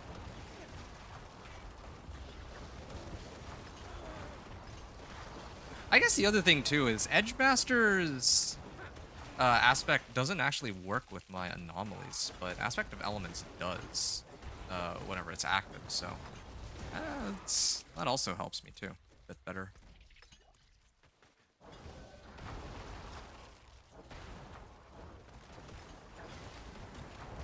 Oh, they're barriered. Let me try to see if I can find another group of monsters here. Alright. 70.5 million. Again, I really do wish that I could just get like a two-handed anything. How many...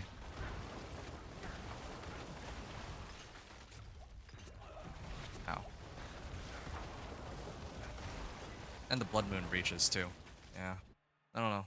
Part of me wants to clear this run like as quickly as I can, because I'm actually already very close to reaching Torment 4. With this level of damage, I could probably do it. Honestly. Think, but...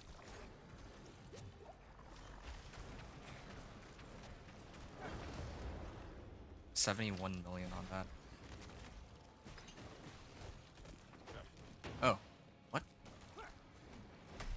How come it's draining essence? This is a basic skill, so there's no reason. Oh, 101 million.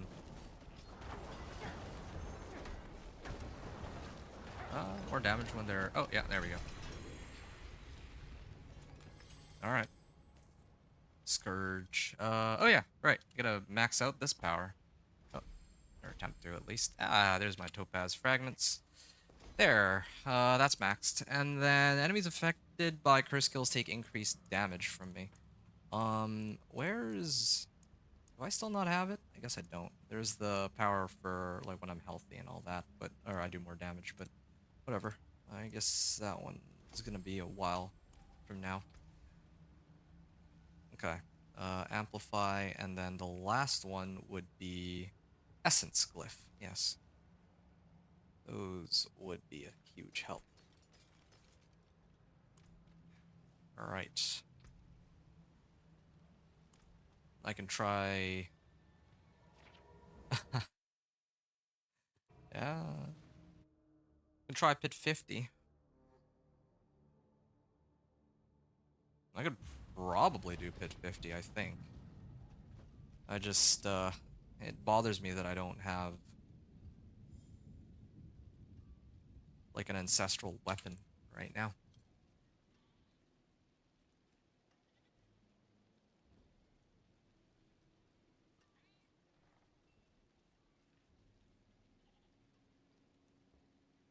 Hello, shining beauty.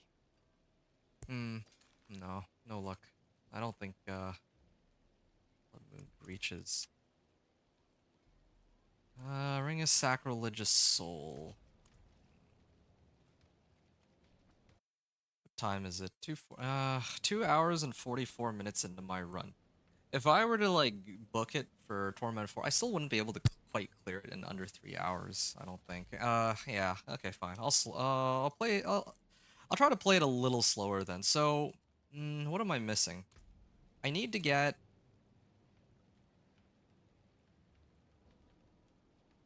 Yeah, I need to get Blood Moon Breaches, so...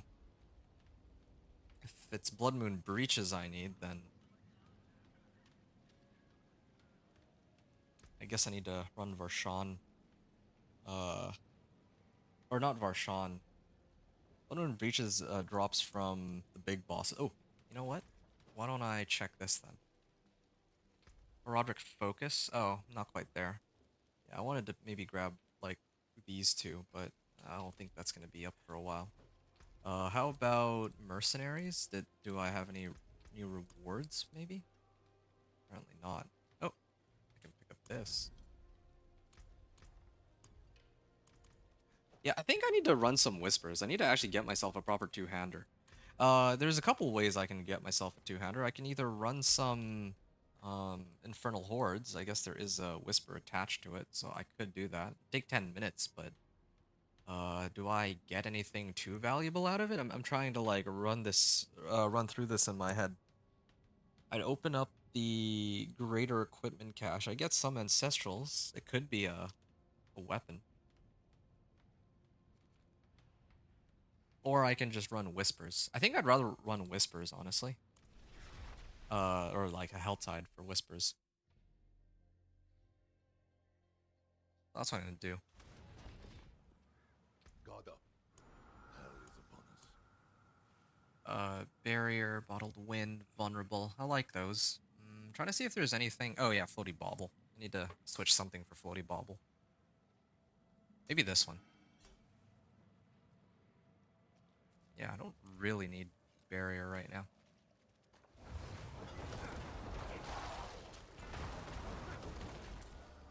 Okay. Artillery shrine. Alright.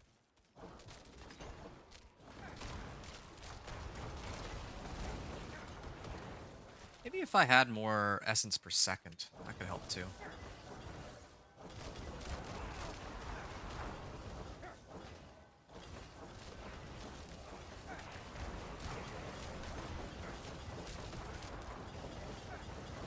Whoa.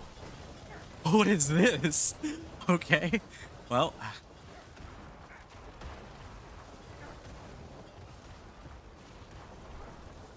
Alright, yep. That's, I guess that's floaty bauble for you with, like, a lot of attack speed. I'm gonna switch it up a little bit, though. Maybe... What if I do Pock Lum for now, while I speed farm? Yeah, this way I never run out of essence.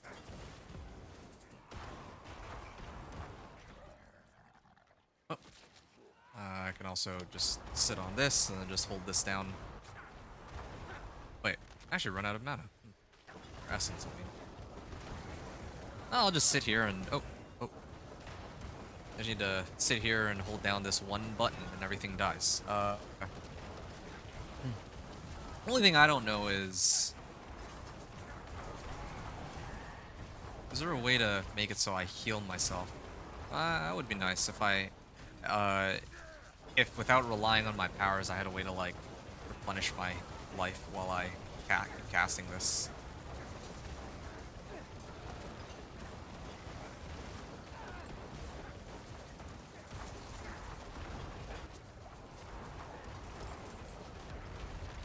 Oh. Ouch.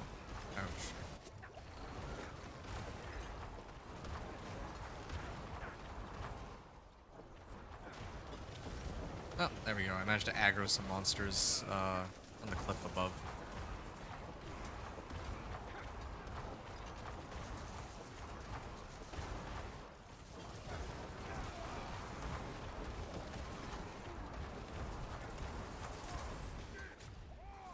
Okay.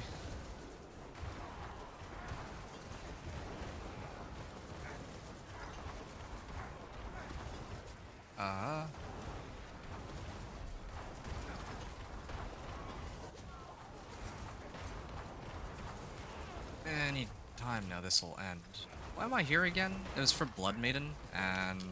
Oh, this is Torment 3. No wonder I'm actually having such a hard time. Also, my elixirs and incense wore off.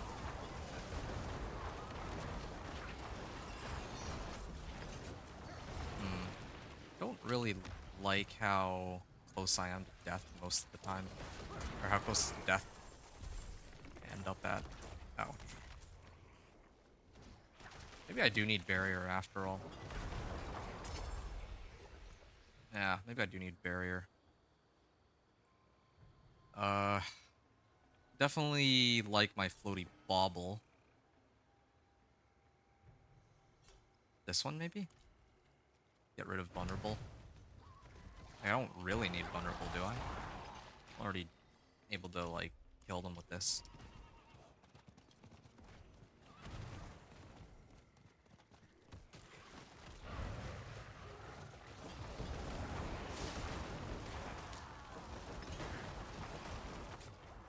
These guys are actually quite tanky. On Torment 3. I don't like that.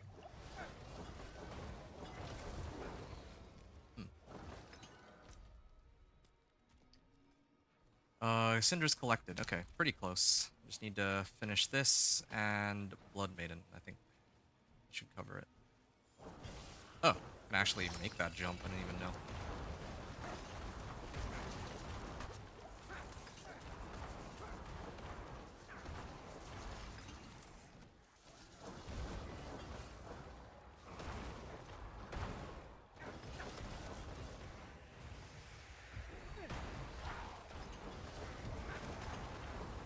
$15 million damage on that. Yeah. 0.8 million. I'm just looking at the damage numbers on my curse, trying to see if maybe there might be a way to like up it. I could throw on the remaining Paragon points I'm sitting on. That's an option. But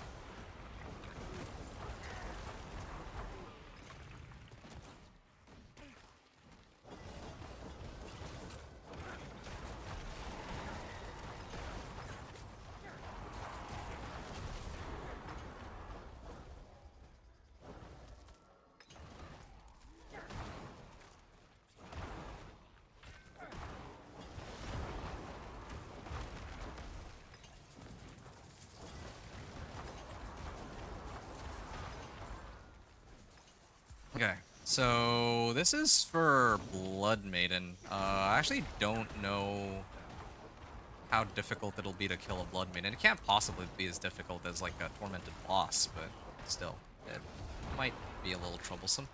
We'll be updating on Diablo 4 next Tuesday. All class are getting buff. Wait, where'd you hear that information from? Now I'm curious. Now I'm intrigued. You're telling me that some classes are gonna get buffed, or like some builds, like what, Blizzard, or like maybe they'll buff Affliction Curses. That would be kind of nuts. Or Spiritborn. Yeah, because I'm playing Spiritborn next. That'll be a nice breath of relief for me.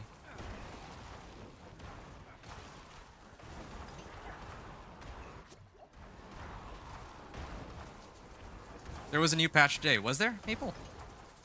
And hello, by the way. How? Hope you're enjoying the gameplay. This is my Affliction Curses Necromancer. I don't think I've really seen anyone playing Affliction Curses yet this season. So yeah, I wanted to try to do something a little different on Necros compared to the usual culprits, like Bloodwave and minions, right? Are usually what I think most people would play. Okay, this is taking way too long for my liking. Buffs only. Wow. That, again, is pretty nice. I'm guessing Barb got a number of buffs, right? Because I feel like Barb, I think, like, running sentiment for Barb is that it's probably one of the weaker, well, it's among the weaker side of things for the current season. No, it's supposed to be vulnerable there. Okay. There we go. That's better. I don't know why they take so much more damage when they're vulnerable. But they do.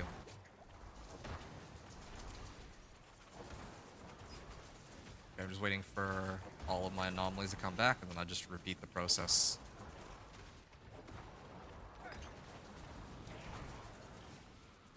Okay.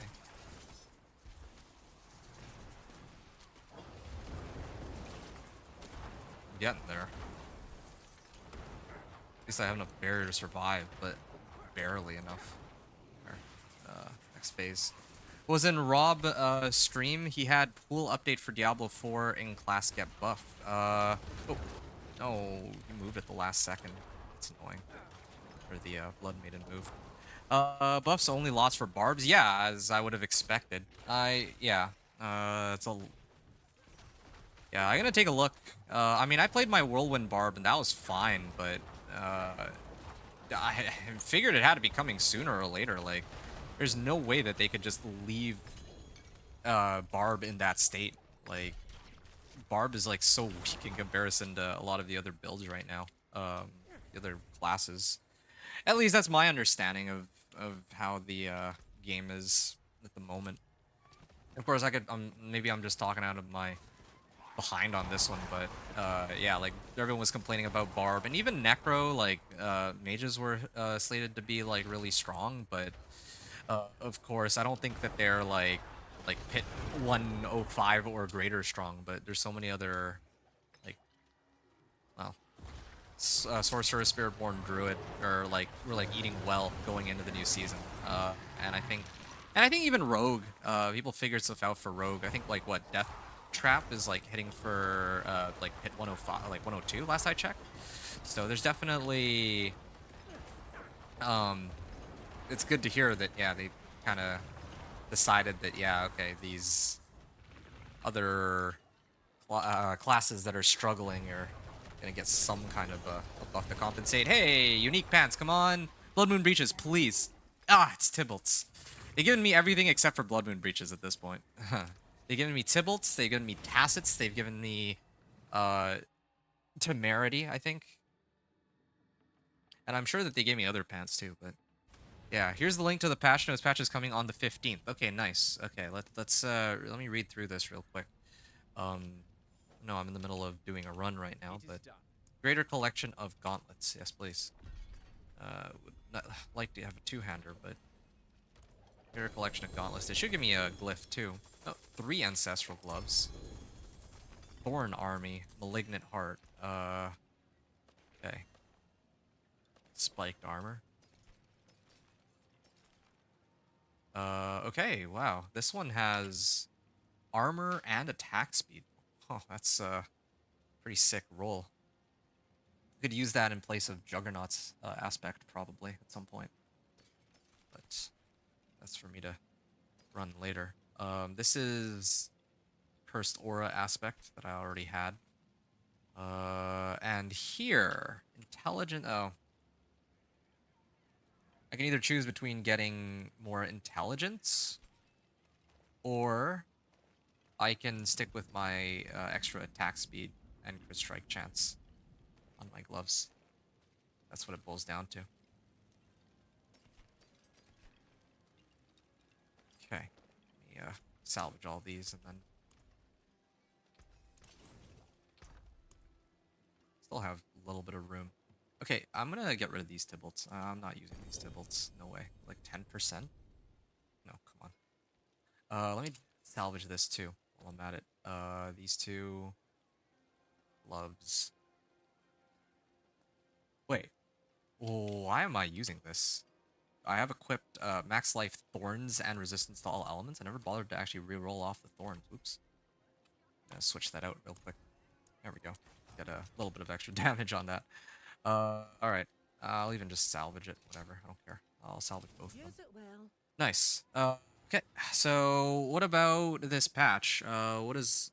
Let me read this patch and see what they've got. I'm going to skim it because, again, I wanted to hit a new PR. Like, my fastest 1 to Torment 4 was 5.5 hours. That was Dance and Knives Rope. And I'd like to beat that here. Although they're making it very difficult for me, not giving me the one unique that I'm really looking for. I gambled like crazy for it too. Don't get me wrong. Hello. Well, there's something Still special. no luck there. And I also still need like an ancestral two-hander. I'll keep my forge hot. Which is Return nuts. soon. No ancestral two-hander after all this time. Well, whatever. I guess I could... Actually, maybe I'm looking at the wrong place. Maybe I should just do the equipment delve. I don't think I've tried that one yet. Or maybe the Herodic Strong Rooms or something. I don't know. I'll have to play around with that in a second. But first, let me try and run Varshan real quick and see if I can get Ring of the Sacrilegious Soul. Just get that out of the way. See if I can get some... If I could get, like, Varshan mats, that would be nice. Okay, so... Balance update. Spiritborn, Aspect of Pestilence, increased damage. Payback, increased damage. Razor Wings, increased damage. Wow. Base game, lucky hit chance. Oh, okay, so Barbarian got a buff on Battle Trance, Double Swing, Hammer the Ancients. Okay, yeah, there it is, finally, Whirlwind. Whirlwind damage increased from 52 to 76%, finally. It took them long enough to yeah, this is like a 1.5x increase, I think. Like close to 1.5x. Yeah, that sort of makes sense. Like, no one's using core skills. No one. And Upheaval, too, got a nice buff. Barbed Carapace. Thorns damage increased from 100 to 120%, so more thorns. Nice. Pulverized damage increased. Okay, because why not?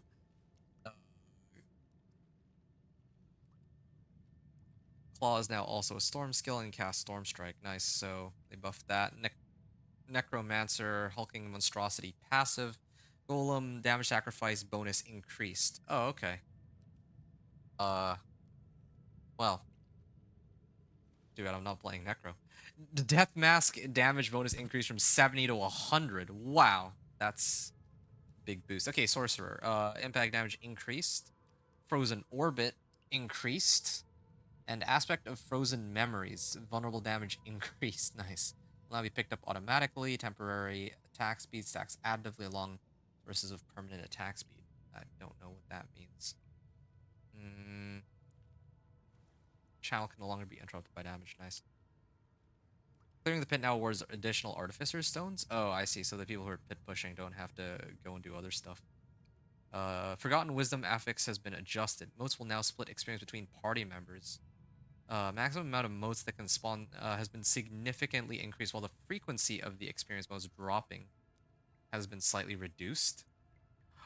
Oh, right, because previously you would get like a whole bunch of motes, and then by the time you're like halfway done the dungeon, they will no longer drop you motes. Each mote now grants more experience. Yes, that's how it should be. In fact, maybe when I play... Well, by the time I finish my Spiritborn, though, that's just before they roll out all these buffs, so... of course, the timing on that. Cosmic Anomalies. I don't know if I want to sift through the rest of these. Just from completing normal dungeons.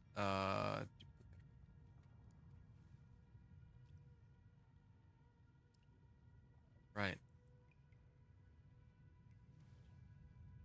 Nightmare Dungeons, X-Foul.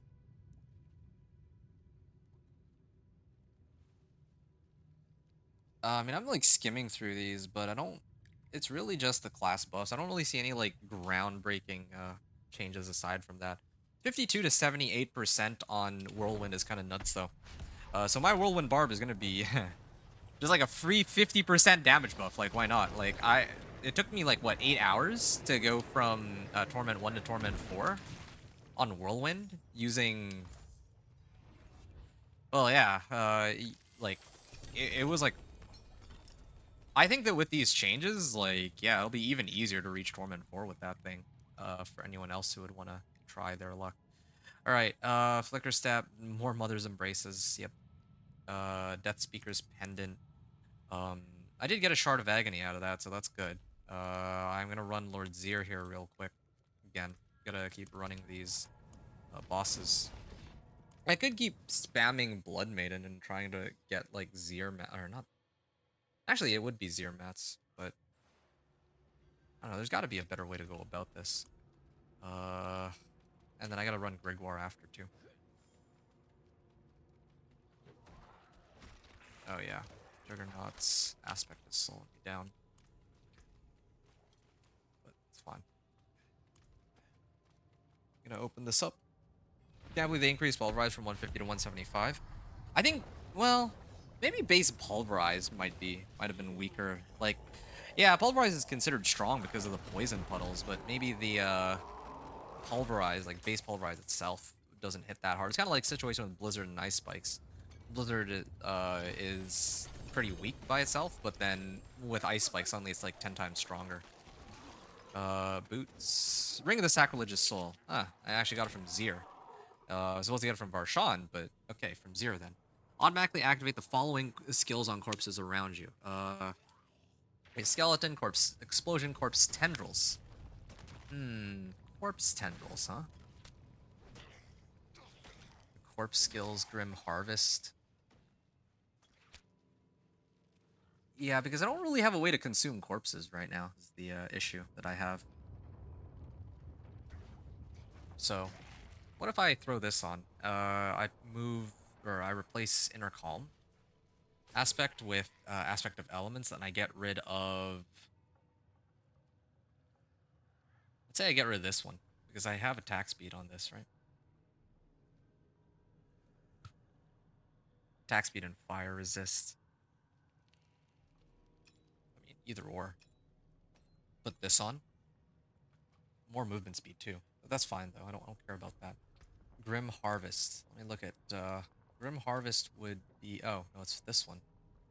Corpse grants essence. Becomes a darkness skill. Kinda tempted.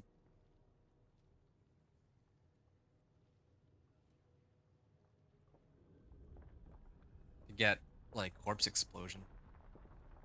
But corpse tendrils would make the most sense, right? Then I can actually get a way, or I have a way to apply vulnerable finally. I don't have to rely on my anomalies for it.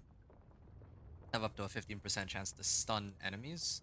Darkness skills, well, I don't really run darkness skills. I think I would have to run corpse tendrils here. And then I think I would need to replace, I don't know, blight. Ah, there we go. Yeah, that's nice. Raised skeleton, corpse explosion, corpse tendrils. I think this is if I consume a corpse though, isn't it? Increase damage for 6 seconds after consuming a corpse. So...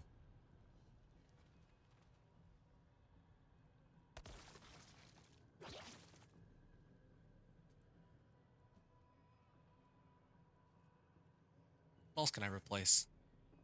Okay, I gotta be honest, it's not like I'm ever gonna be getting barrier out of this. Why not? Blighted corpse explosion. And then I can replace this with corpse explosion. Corpse explosion. Decompose. Now I keep decompose. So reap and corpse explosion. And then in exchange, I can get rid of one of these. Maybe here or something. It slows enemies. Explosions from decompose makes enemies vulnerable for 4 seconds. Yeah, could work too. Forms a corpse under the first enemy hit. You gain 10 essence. Alright. So this is decompose. And then I get corpse explosion, and reap. So, alright. Ring of Sacrilegious Soul. I guess we try that. Move speed, or I'm gonna lose out on a bit of attack speed and crit strike chance, but I think I'll live. Whatever. Okay. So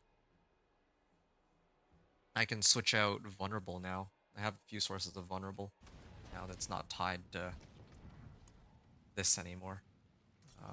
So now I can switch it back to, I don't know, floaty bauble or something. Let me masterwork this too while I'm at it. Yeah, that's fine.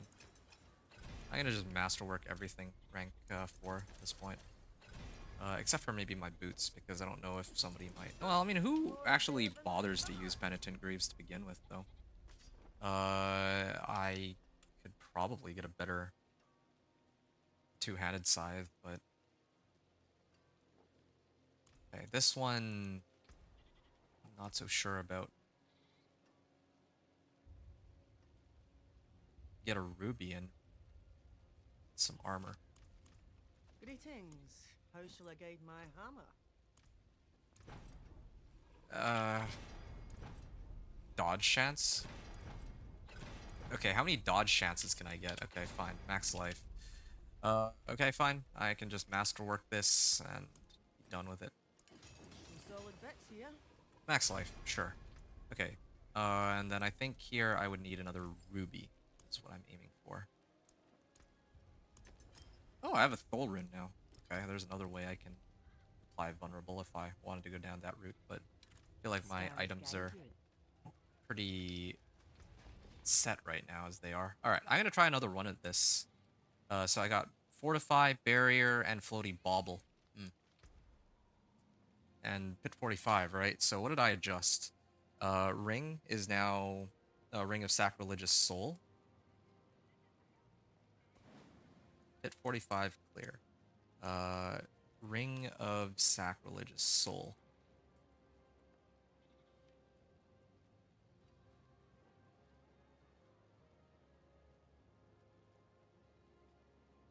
Core master working on all gear.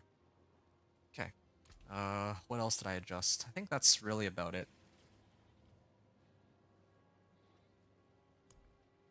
And throw in some more potions, I suppose, if I wanted to go down that route. Really want those Blood Moon breaches and an ancestral weapon. The game just blows my mind with how much they like to prevent me from getting like the one thing that I would need to. It's always just one thing that I'm missing. At least that's how it feels. Pit 45. How'd I go? What are my resistances are actually still overcapped if I leave it as is. Yeah, I guess I could later on just run. I could try to just run Pit 55 without the Blood Moon breaches, like whatever, I guess. I could argue that having Juggernauts and Hardened Bones are really helpful in keeping me alive, I but hope whatever's here just, protects with fire. not quite how I wanted to do things. Oh, I'm not liking this.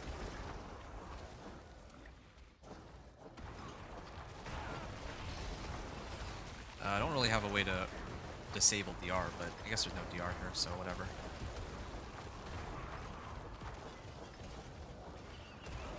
Yeah, not having as much attack speed. Don't really feel it too much. Oh. There we go. Apply vulnerable on everything. Just make them all explode. I don't know why that is. I don't know why, like, as soon as I throw on vulnerable, everything just dies outright.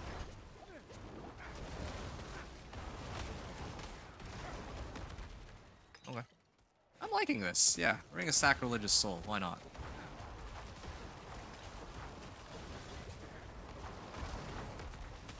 Ow. Got feared too.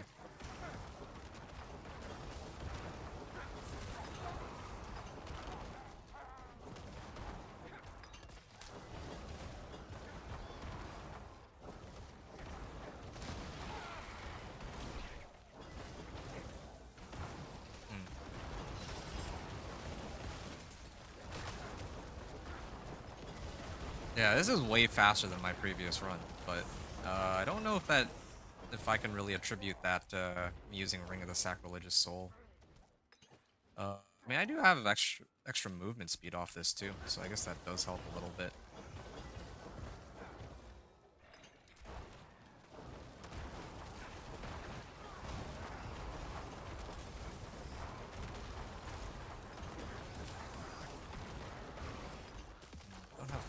Don't quite have a way to execute just yet, but it's okay.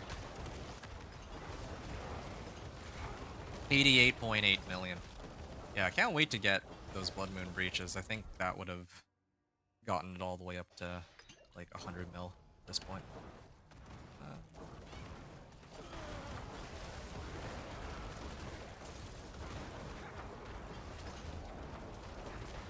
Corpse tendrils.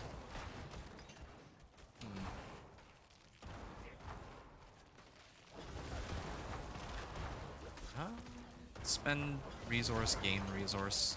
I think I have resource gen too, so that helps.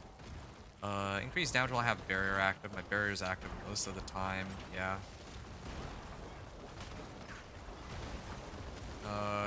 Inner calm, aspect of elements. Yeah, I'm missing aspect of elements. use Aspect of Elements. The other option is that I ran like Azarath. That could have been another option too, but I mean that's just if I'm like really lazy and needed some other source of vulnerable.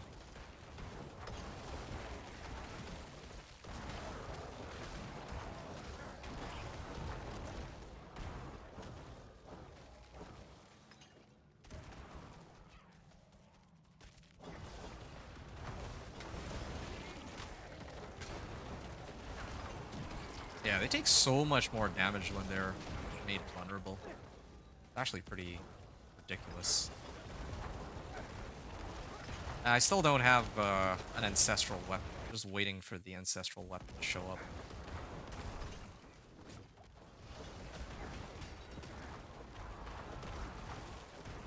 Chance.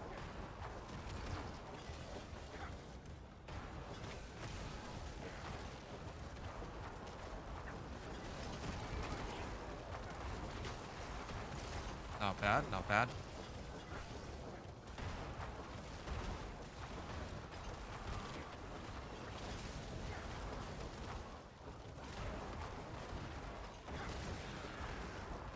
There. Guardian awaits. Hello. Impressive. Thanks. Farewell. Okay. Just gonna try to generate some corpses. This should do the trick on that front. And I'm gonna send in my... Oh, I guess those anomalies didn't... I feel like they do way more damage when all of them are up at once. Oh, okay. The stagger also does help too. Let me try to keep generating some corpses on him. There we go. There. Yeah, definitely. Hitting for 14 million when he's staggered. Why am I hitting him for 14 million while he's staggered? Is it because of, hold on, 19... Huh, I have a theory. Okay, so this is vulnerable, right? He's vulnerable right now. He's also affected by corrupting damage. So if I hit him with... it's still a 1700 only. But when he's staggered, he just suddenly takes, like, colossal amount more damage. Just out of the blue. I don't understand that. I don't know which of the things I have that would cause that to happen. Well.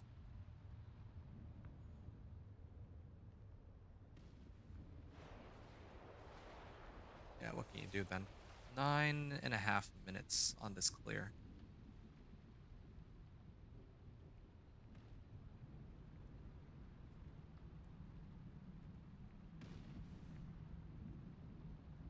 I don't know if I really need Ring of the Sacrilegious Soul, if I'm being honest. It's nice, but I could just cast my own corpse tendrils. Yeah, I think I might actually switch it back.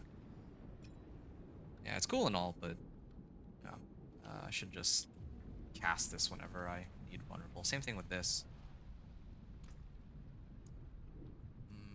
I think I'll prioritize trying to max this out or get it to rank 15. And another thing too, I feel like it would be a good time to get another Paragon board or two. Or glyphs. Oh, I remember why I wanted to bring a Sacrilegious Soul. I was actually supposed to combine it with...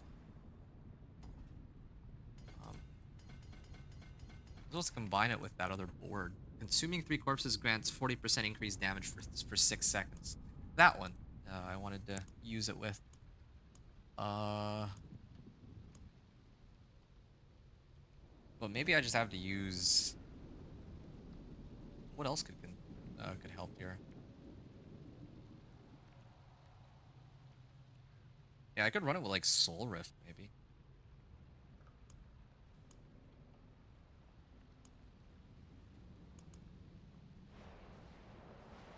Increase damage for 3 seconds. Too bad there's no like aspect or something that would allow my curses to just eat up corpses on my behalf.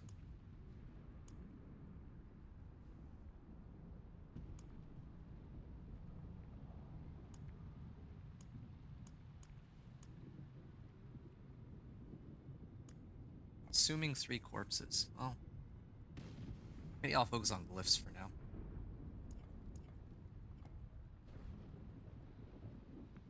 This might be okay. I'll just go for glyphs. Wait a second. Where's resistance to all elements? Corpse attack speed. I guess resistance to all elements is on that side, so this will have to do. Consume 3 corpses. Maybe corpse explosion?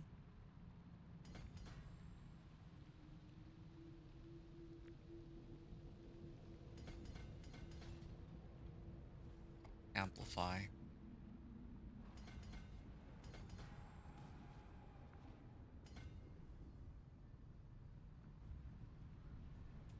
Enemies affected by curse skills take 10% increased damage.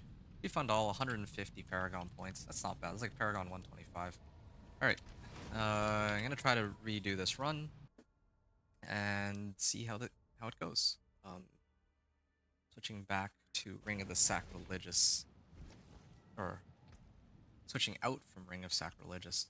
And speaking of which, I should probably temper this or masterwork it too. More there than I thought. Oh, okay, attack speed, why not? Alright. I'm gonna be a little slower, but I got floaty bauble, so who cares? Hit 45.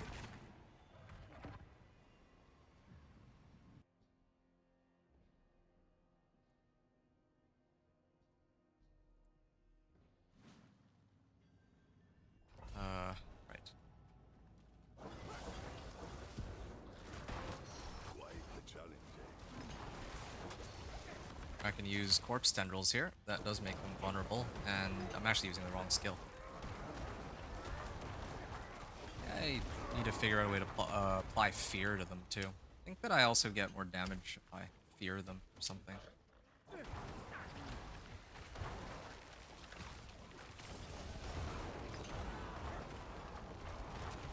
Yeah, need to activate corpse tendrils every now and then. If I can find a corpse to put them on. Oh, that just instantly killed them.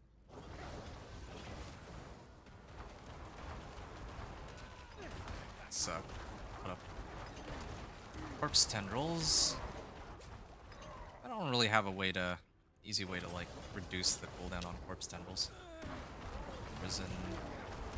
Maybe if I replace some of my other skills too, like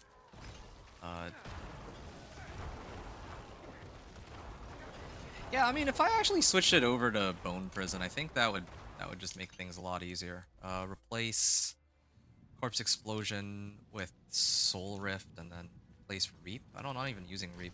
Again, I was trying to make this like as AFKable build as possible, but yeah. I think the logical option here would actually be to run Bone Prison.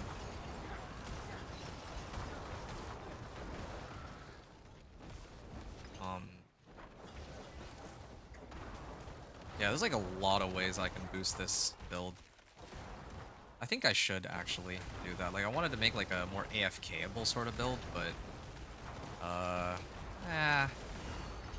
should actually use like proper skills rather than what I'm doing here. Soul Rift.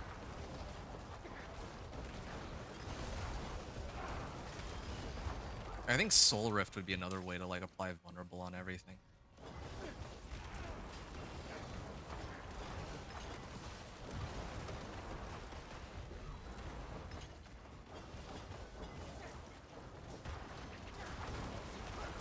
I should probably even take a look at what Soul Rift does, come to think of it. I never used it before, so the other I gotta look out for.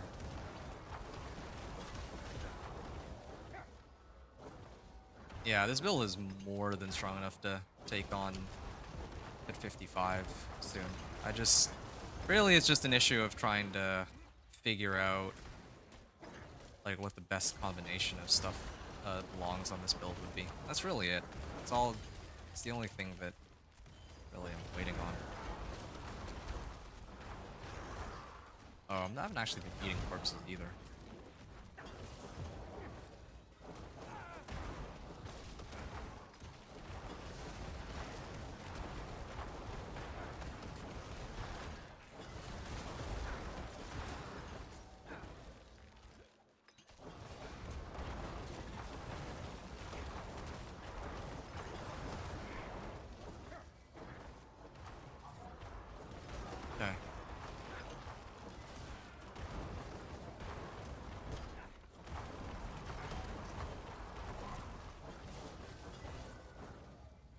how come it's so difficult to like... Oh, there we go. I feel like there's a lot fewer monsters this time around. Is it because I keep teleporting around with floaty bauble? That doesn't make much sense either. Like, I actually kill all this stuff on the way to whatever act.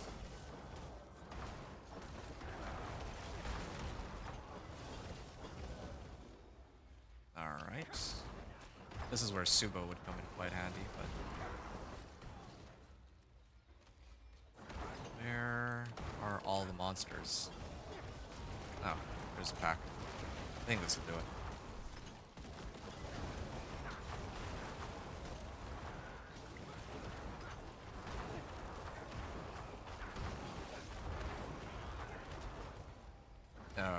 Just like one short. This is a pretty sad run. But I just want this to be done. I need to kill like all these like stragglers. How is this possible? Like, why is it so difficult here? Like, to get to the end of the bar. Like, look at that. It's been like that for ages. Alright. Hello. That was... I appreciate that. Goodbye. Not farewell.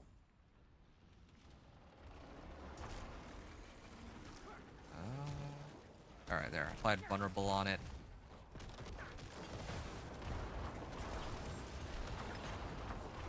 So every cast is hitting for almost 10 million under the right circumstances. I need to apply vulnerable. Okay, so if I apply vulnerable, I'm hitting for 5.5. Hold on, I gotta take a look at this real quick. Yeah, when he's staggered, he's actually like taking like double the amount of damage for me. It feels like around there. Is it because the bonuses on Affliction stack? I think they might be stacking. Maybe that's what's happening. Because right now it doesn't really make any sense. When he's staggered, suddenly he takes like a lot more damage. Hit with all CCs, but I don't even have anything to boost my damage against CC targets. So that's why it's not really adding up for me. Intelligence. Hey! Finally, we got some nice ancestrals coming out here. It's about time. Alright. I think I'm actually gonna make my final push here. I think I don't need to really drag things out.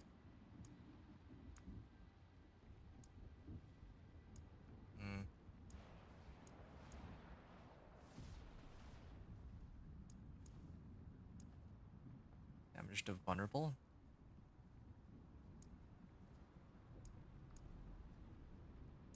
Oh, whatever.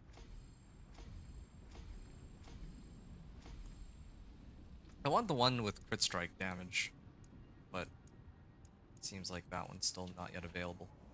Right?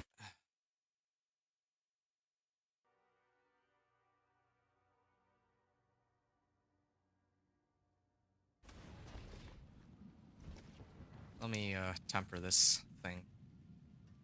I have like a lot of total armor on it, but maybe I can neither good nor evil. get like a better roll. Or maybe I can just get total armor on this. Let's see. What do I get? Oh, resistance to all elements. Okay, that also could work too. And yeah, I could probably fetch armor from somewhere else. If that's the case. So then now I can do sacrifice aspect, was it? Sacrificial aspect on my amulet.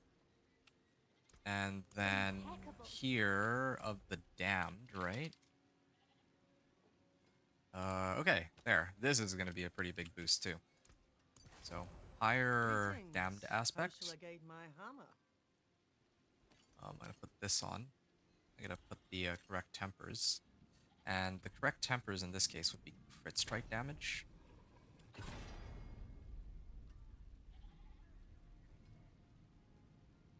Tempted to even do total armor over move speed. Okay. What if I did total armor right now? That could work.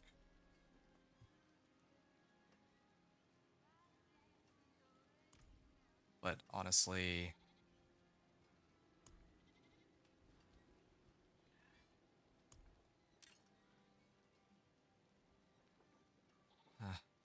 I actually do need to masterwork this too. So I think I just kind of lose out on a bit of movement speed here in favor of, well, let me start off with this one. This one I think makes more sense for me to re-roll. Oh, there we go, total armor. Okay, so now I'm good on armor. This one I think I can actually do mobility. Don't really see too many better options.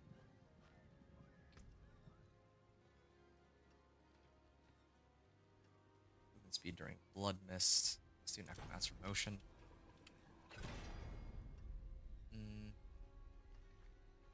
All right, movement speed, good. So now I slot this in, and I masterwork, and I'm hoping for GA int, or masterworking on int. I'll try like until I hit the 100 million mark, I guess. Whatever. Solid bits here. Nope.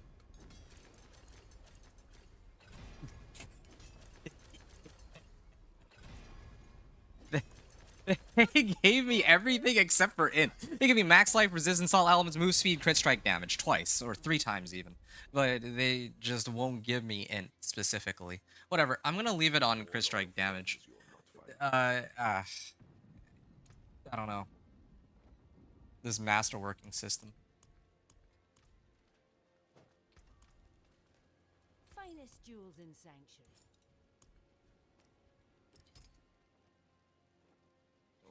I'm like so overstacked on resistances too. I probably am better off just rolling off res all for anything else at this point. But then again, like I don't know what I still don't know if I end up getting those blood moon breaches. If I do, then I might have to sub that one out.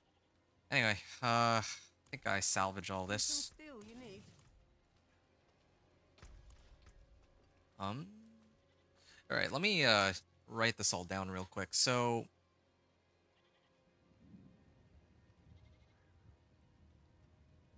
I'm gonna do a pit 50 clear on this, and what I'm adjusting is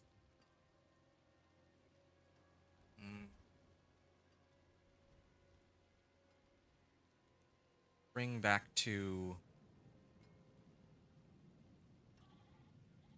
elements, or I could actually even do edge masters. Why don't I do edge masters so that it's more well? I guess this works with my anomalies though. I'll keep it.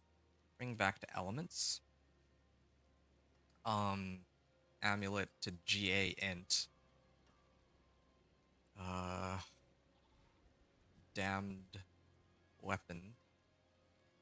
70. What was my old one? I don't know. I'll just write 76% to 94% roll. And then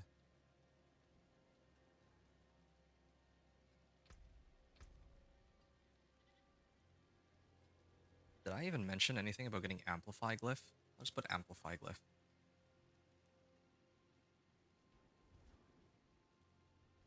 And maybe Flesh Eater. I'm trying to figure, oh yeah, right, I was supposed to fix my skill tree to actually encompass more useful skills. Soul Rift.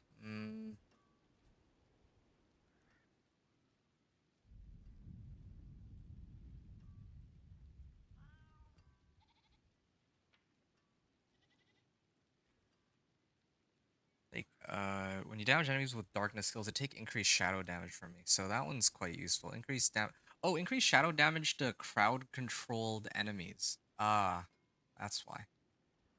Each darkness skill, I get more move speed and more damage. It's alright too.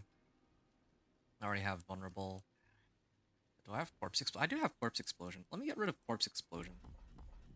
I'm not really using corpse explosion for anything. Okay, and then this is an easy substitute. And then I think there's also bone prison, right? I was talking about if I run bone prison, and then I throw on dreadful, but then I need to get some points for it. And I could lose out on move speed to get it. I also still need finality too. I actually have an idea. Why don't I get rid of this? I don't need to have this maxed out. Like, why am I like struggling so much to dictate where my points are gonna go? I should just do this. Take these out. Most of my damage is coming from my keep passive anyway, so just do this. Maxed out Finality, and then I could like max out Soul Rift if I want to. Or healing from all sources. Corpse Tendrils.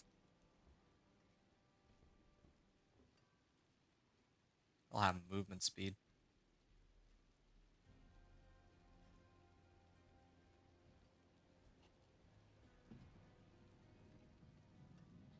I don't really... Here, why not? This one. Crippling Darkness. Darkness skills have a percentage chance to something something. I don't really see any better options. Like, I could throw in more points into my skills, but I don't think I need to. Okay, Soul Rift then. Soul Rift here, Bone Prison here. Lose out on a bit of damage because Bone Prison is not a Darkness skill, but that's perfectly fine. Okay, Pit 50. I'm gonna attempt, or yeah, I'm gonna attempt Pit 50 here. And then, so plus Bone Prison and Soul Rift.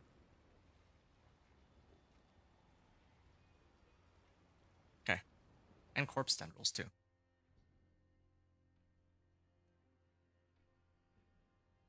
Again, I think I'd already be done by now if I were more familiar with this build. Now I'm just trying to playtest and see what feels good on this. There. Oh, that is a lot of damage. There you go. Ooh, that is a lot of damage. So this is the base damage on it. Still not used to all this, but I just need to get everything with Corpse Tendrils, and it pulls them in. Oh, that's nice. I like that. Now I just need to get, like, Bone Prison up, too. I think that's the skill rotation. If I'm not, like... If I'm not griefing by trying to use, like, a 2-button build, then, yeah. So I hit everything with Amp. Maybe I can generate a corpse. Just one. Then I pull them all in, I put this up, and then I can actually just hit them like this, and they all take more damage. Or I can activate this, put up Corpse Tendrils again, and yeah, they just all explode. I don't know, like, the one thing I don't know is how much damage is, well, I think my Shadow Blade is hitting for like 26 million now. And this is without an Ancestral, by the way. Look at this. Like, every cast I'm doing is 26 million. What? Okay. I don't know. And... yeah, I don't know. I don't... And the saddest part is I'm not even, like... I could probably get one more Legendary node for... whenever I consume corpses. So this is when I have Soul Rift up. I'm hitting for 29k on this, so it's not actually doing all that much damage. It's really just there for the utility. I like that.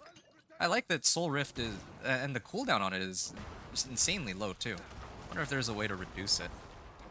Because then I would have a very consistent way to apply Vulnerable. Corpse Tendrils ropes them all in. That's not bad. Like... yeah. Here. Grab them all with this. And then if I Bone Prison them, then they would die pretty quickly. Okay.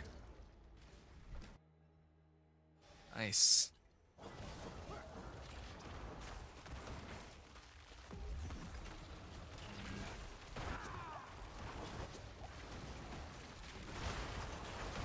Not bad. Maybe I do need more Corpse Tendril size rather than Soul Rift, or rather than curse, or like curse size or something. There, I pull them all in together, and then I can just spam this on them. And then maybe just for good measure, I send my anomalies, which are now hitting for over 100 million, 110 million. So if I could just kill one of them. I don't have a way to like easily generate a corpse.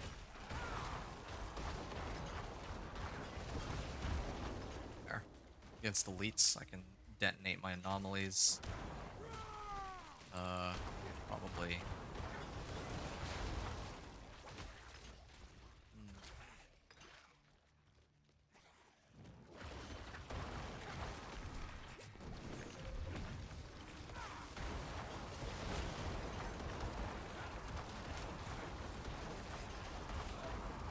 Yeah, it's just as long as they get hit by vulnerable.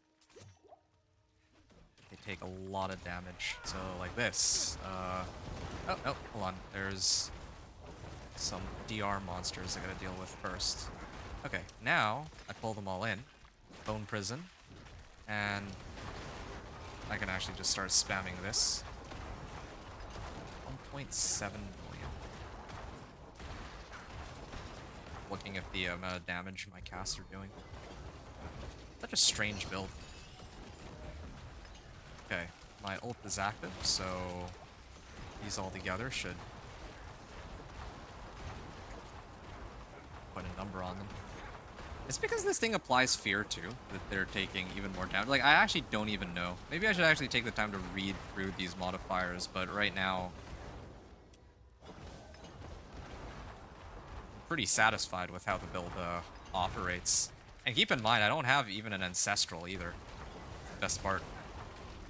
I'm missing 2 Paragon boards, like... I'm actually missing so much. And this whole time I was trolling by not even having, like, Bone Prison or Corpse Tendrils or anything of that sort. If I had just used those from the beginning, I think I could have even pushed into Torment 3 right away. From the very beginning with this build. Yeah, I don't think they're gonna nerf it either. Because no one cares about this build. Like, no one's playing it. Thanks. Goodbye. Makes me wonder how well Shadow Blight fares in comparison. Let me try to see if I can get a corpse up. Okay. Never mind. No need to even do that. 103 million. This is Pit 50 too. I can't wait for Pit 55. Probably...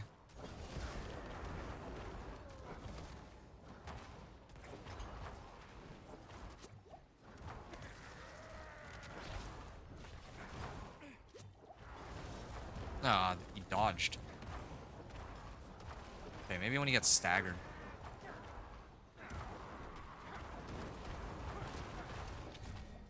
Oh, shoot.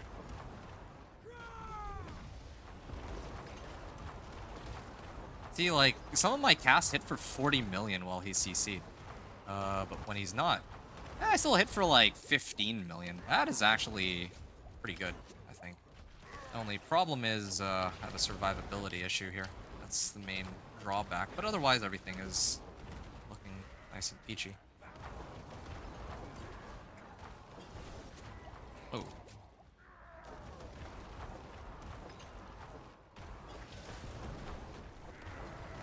Did I miss that? I think I missed my Bone Prison. That's okay. He's gonna die here.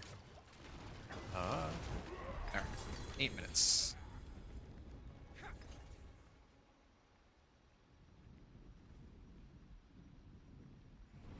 Okay. 345. I think it was an 8-minute clear, right? Yeah, 8-minute clear. So I'm gonna get ready to begin my run of Pit 55, I think. Here, let me see what I'm missing at this point. Okay, try to pump this up higher if I wanted. Not bad. Not bad at all. 40%. This is a much higher roll than my previous one. So why don't I pick that up real quick? I guess I can... I don't know, it just feels weird to me that I don't even have an ancestral weapon. Like, if I had an ancestral weapon, like, I'd be doing even more damage right now. I still have 400 obols. Maybe I try? Or, well, it's either that or Blood Moon Breaches. I feel like Blood Moon Breaches would be a lot cooler, but I do lose out on some armor and resistances if I do that. Oh, you know what I just realized? If I set it to Torment 3 right now, Oh, maybe that's why I was struggling to stay alive against the boss. My stuff had worn off.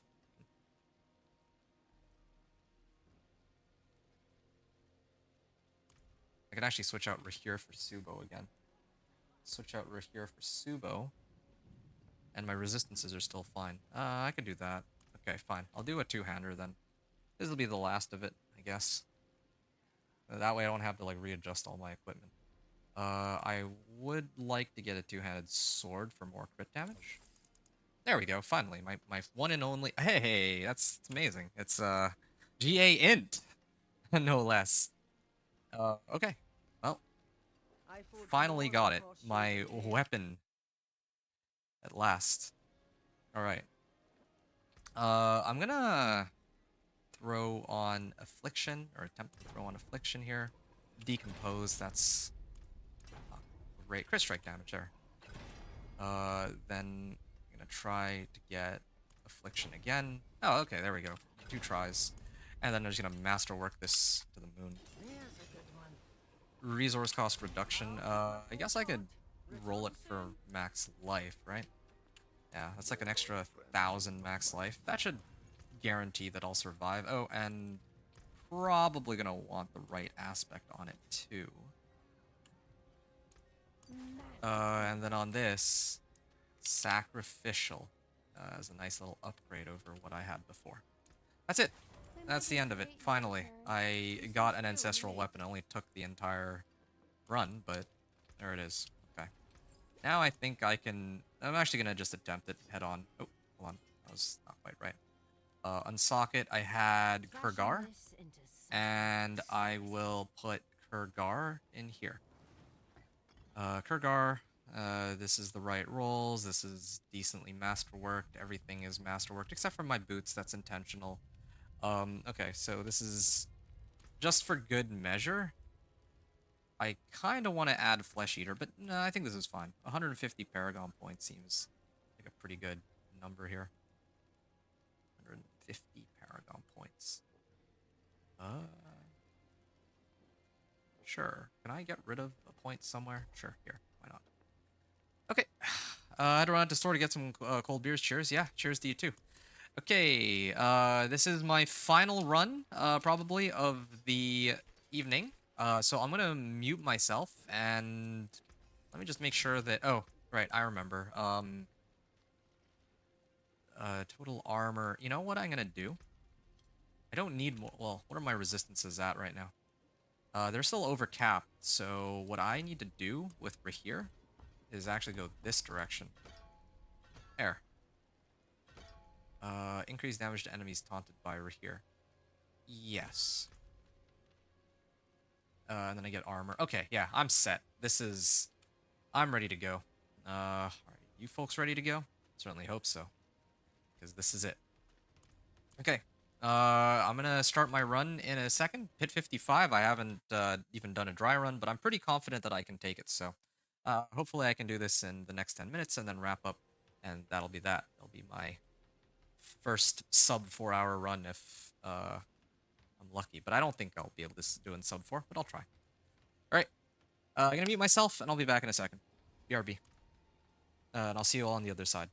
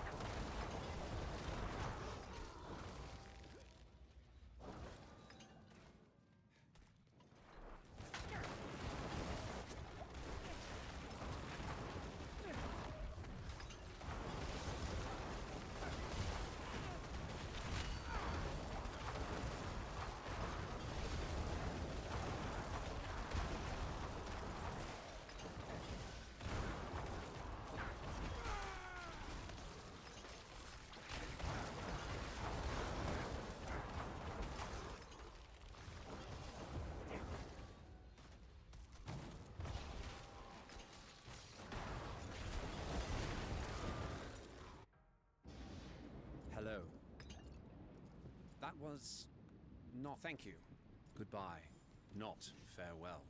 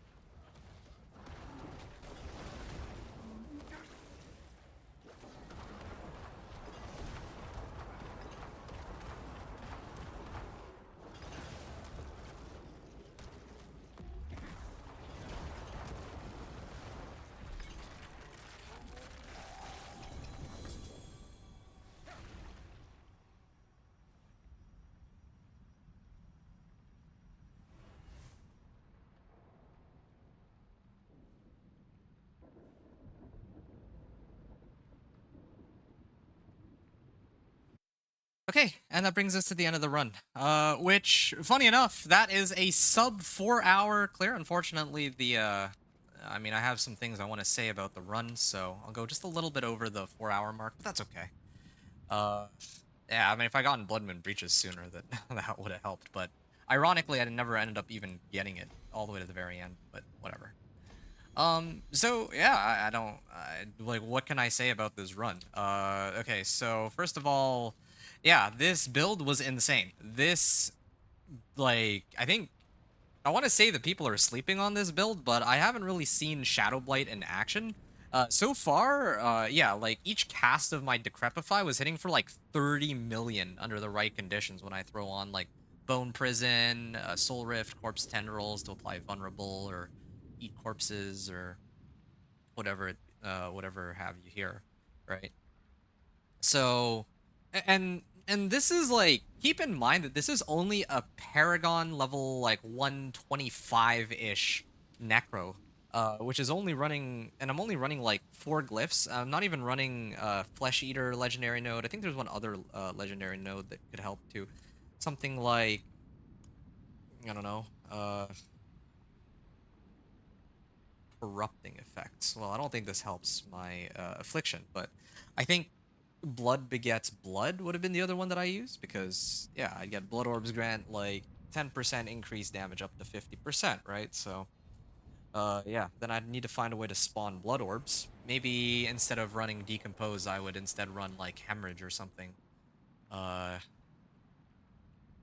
yeah, so that I could spawn blood orbs that way. I don't know. I could probably come up with something, but yeah, so far that's kind of how the build turned out, and yeah, I was able to clear pit 55 in under 4 hours. That's actually kind of crazy. I'm gonna need to mention that. Yeah, this build I was able to get it to Torment 4 in under 4 hours. Who knows, if they don't nerf this build, I might actually run it next season. Just yeah, see if I can speed my way to Torment 4 the same way I did this one, except this time I actually kind of know how the build works and what I'm looking for. And yeah, because like when I was playing this character, or my other characters, I knew exactly what I was going for. I followed the build planner, but here I need to actually figure out what Paragon boards I wanted and everything, and that's something that I didn't have to do previously. Anyway, yeah, like I mentioned before, most of my equipment, a lot of my equipment aren't even ancestral. Like I'm still sitting on like 750s across the board. even for legendaries, except for my pants, which I happen to get GA int on. My amulet, which was also GA int. My 2 rings were kind of trashy, and then like just before I began this run, I did find this 2-handed sword. And then I upgraded like all the rolls on it too compared to my previous weapon. But the like most importantly, the fact that it's an 800 item power ancestral weapon means that the damage, even just the base damage on this alone, was like way higher than with the previous weapon. So 31k. Hold on, it's switching cycles here. Aspect of elements. So now if I, okay, now 27k. Okay, it's not really as big of an increase as I was expecting it to be, but still 27.2k versus I just need the cycle to change here. 27.2, now it's 31. So yeah, it feels like a pretty huge damage increase though. Maybe it has to do with the fact that I also happen to roll chance for affliction to deal double damage from 27% to 53%. That could be the other reason why. And then I think I also made a number of I think that was the main thing I adjusted. Like, I think that was it. Rank 4 master working on all gear. Yeah, I already had tagged that before. I could have also gotten master working roll on int. That would have been nice, but yeah, I didn't even need to do that. So overall, yeah, compared to the last run that I did, yeah, I switched out my weapon here for a 2-handed ancestral with like GA int. So that was like what, an extra 200 int, double the int just from my weapon alone. So that was a pretty huge upgrade, and I think this is the real big shift in my damage. In terms of improvements for this character, I will talk about it more when I put together my build guide video, but definitely would have liked to get Blood Moon Breaches, and I think Blood Moon Breaches is the main one, right? Everything else is pretty solid, and obviously Ancestrals across the board. And I had like all these Paragon boards, and yeah, I mean, I was missing all the legendary notes, so you get the idea. And of course, I'm sure that I could have found other ways to boost my damage even more if I readjust my skill set, but I'm pretty happy with how the character turned out overall. By far the fastest T1 to T4 I've ever done. Sub 4 hours, and yeah, pretty happy with how it turned out. Who knows, maybe next time I can actually do it in like 3.5 or something. Yeah, that could be really fun. I mean, assuming they don't nerf any of these or tweak or change anything for next season for the way monsters scale or Affliction Necro or whatever. But that's basically it. All right, folks, it's been fun, but I'm going to wrap things up here. I finished a lot quicker than I expected, but all that means for me is I can go grab a bite. And then when I finish grabbing my food, I'm actually going to, I'm not going to stream again today. It's kind of tempting to keep going. But what I actually want to do is to put together the build guides for this uh, for the Dance of Knives Rogue and this Affliction Curses Necro. Because, yeah, they actually turned out pretty well. And I think somebody, Land of Mert, I think, was looking for the build guide video for my Dance of Knives Rogue. So I told them that I would do it. So I'm going to go do it. All right, folks. That, I think, ends it for me. So, yeah, I'm going to start heading to Kyovashad as per tradition. And that'll be that. Just to recap, this Torment 1 to 4, I don't really have much to say about it.